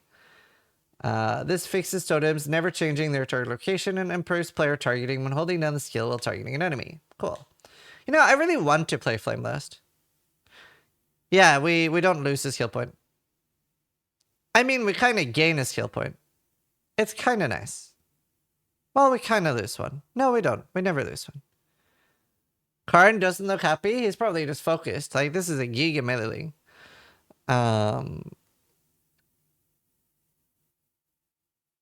Fix the bug where using Frostblink of Wintry Blast could stop casting near a wall. That was super annoying. Vile Skelly Mages incorrectly displayed, as well as Skellies of Sorcery. Same with Archery. Apex Cleaver and Home Cleaver had no attribute requirement. Impale effect was not applying to the damage caused by Call of Steel correctly. Delve Darkness damage was not being dealt at some very deep depth. Thanks, Steve. They should have written thanks, Shitstain Steve. It would have been so funny to see Shitstain Steve on the official Path of Exile website. Judgment Spirits could summon, and it must have hit a integer, right? It must have hit like a too high number or something. Could summon an excessive amount of skeletons when raised as a specter. Toads summoned by the cultist with Spectre could prevent completion of Kara's trial. Raised Spectre could sometimes raise the wrong Spectre from Abduction corpses in solo self-fun. Weird.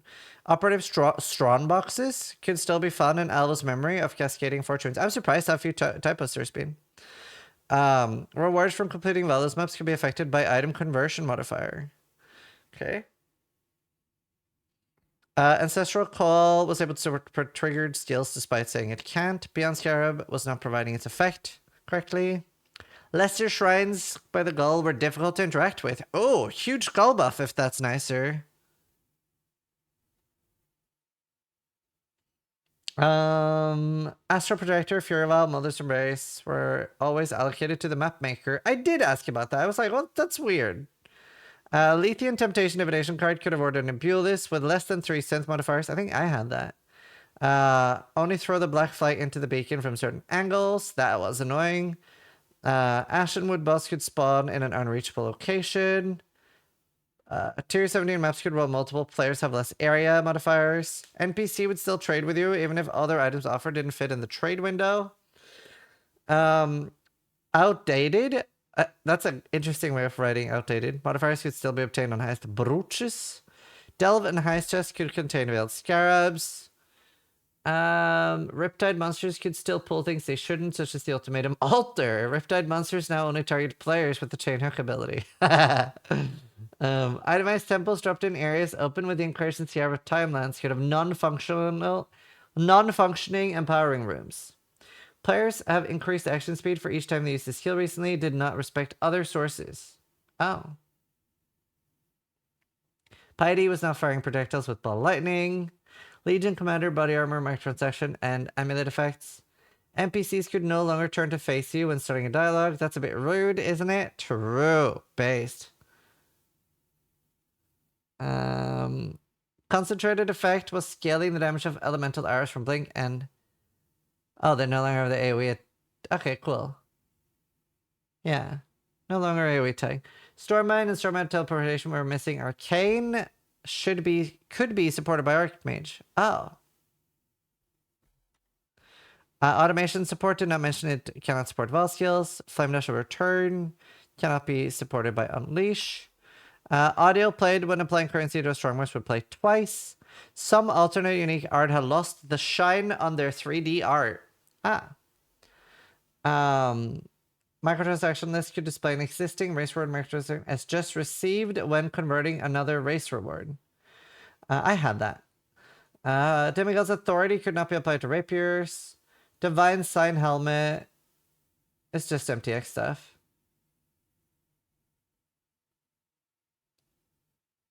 Was there no like continued to incrementally increase in this one?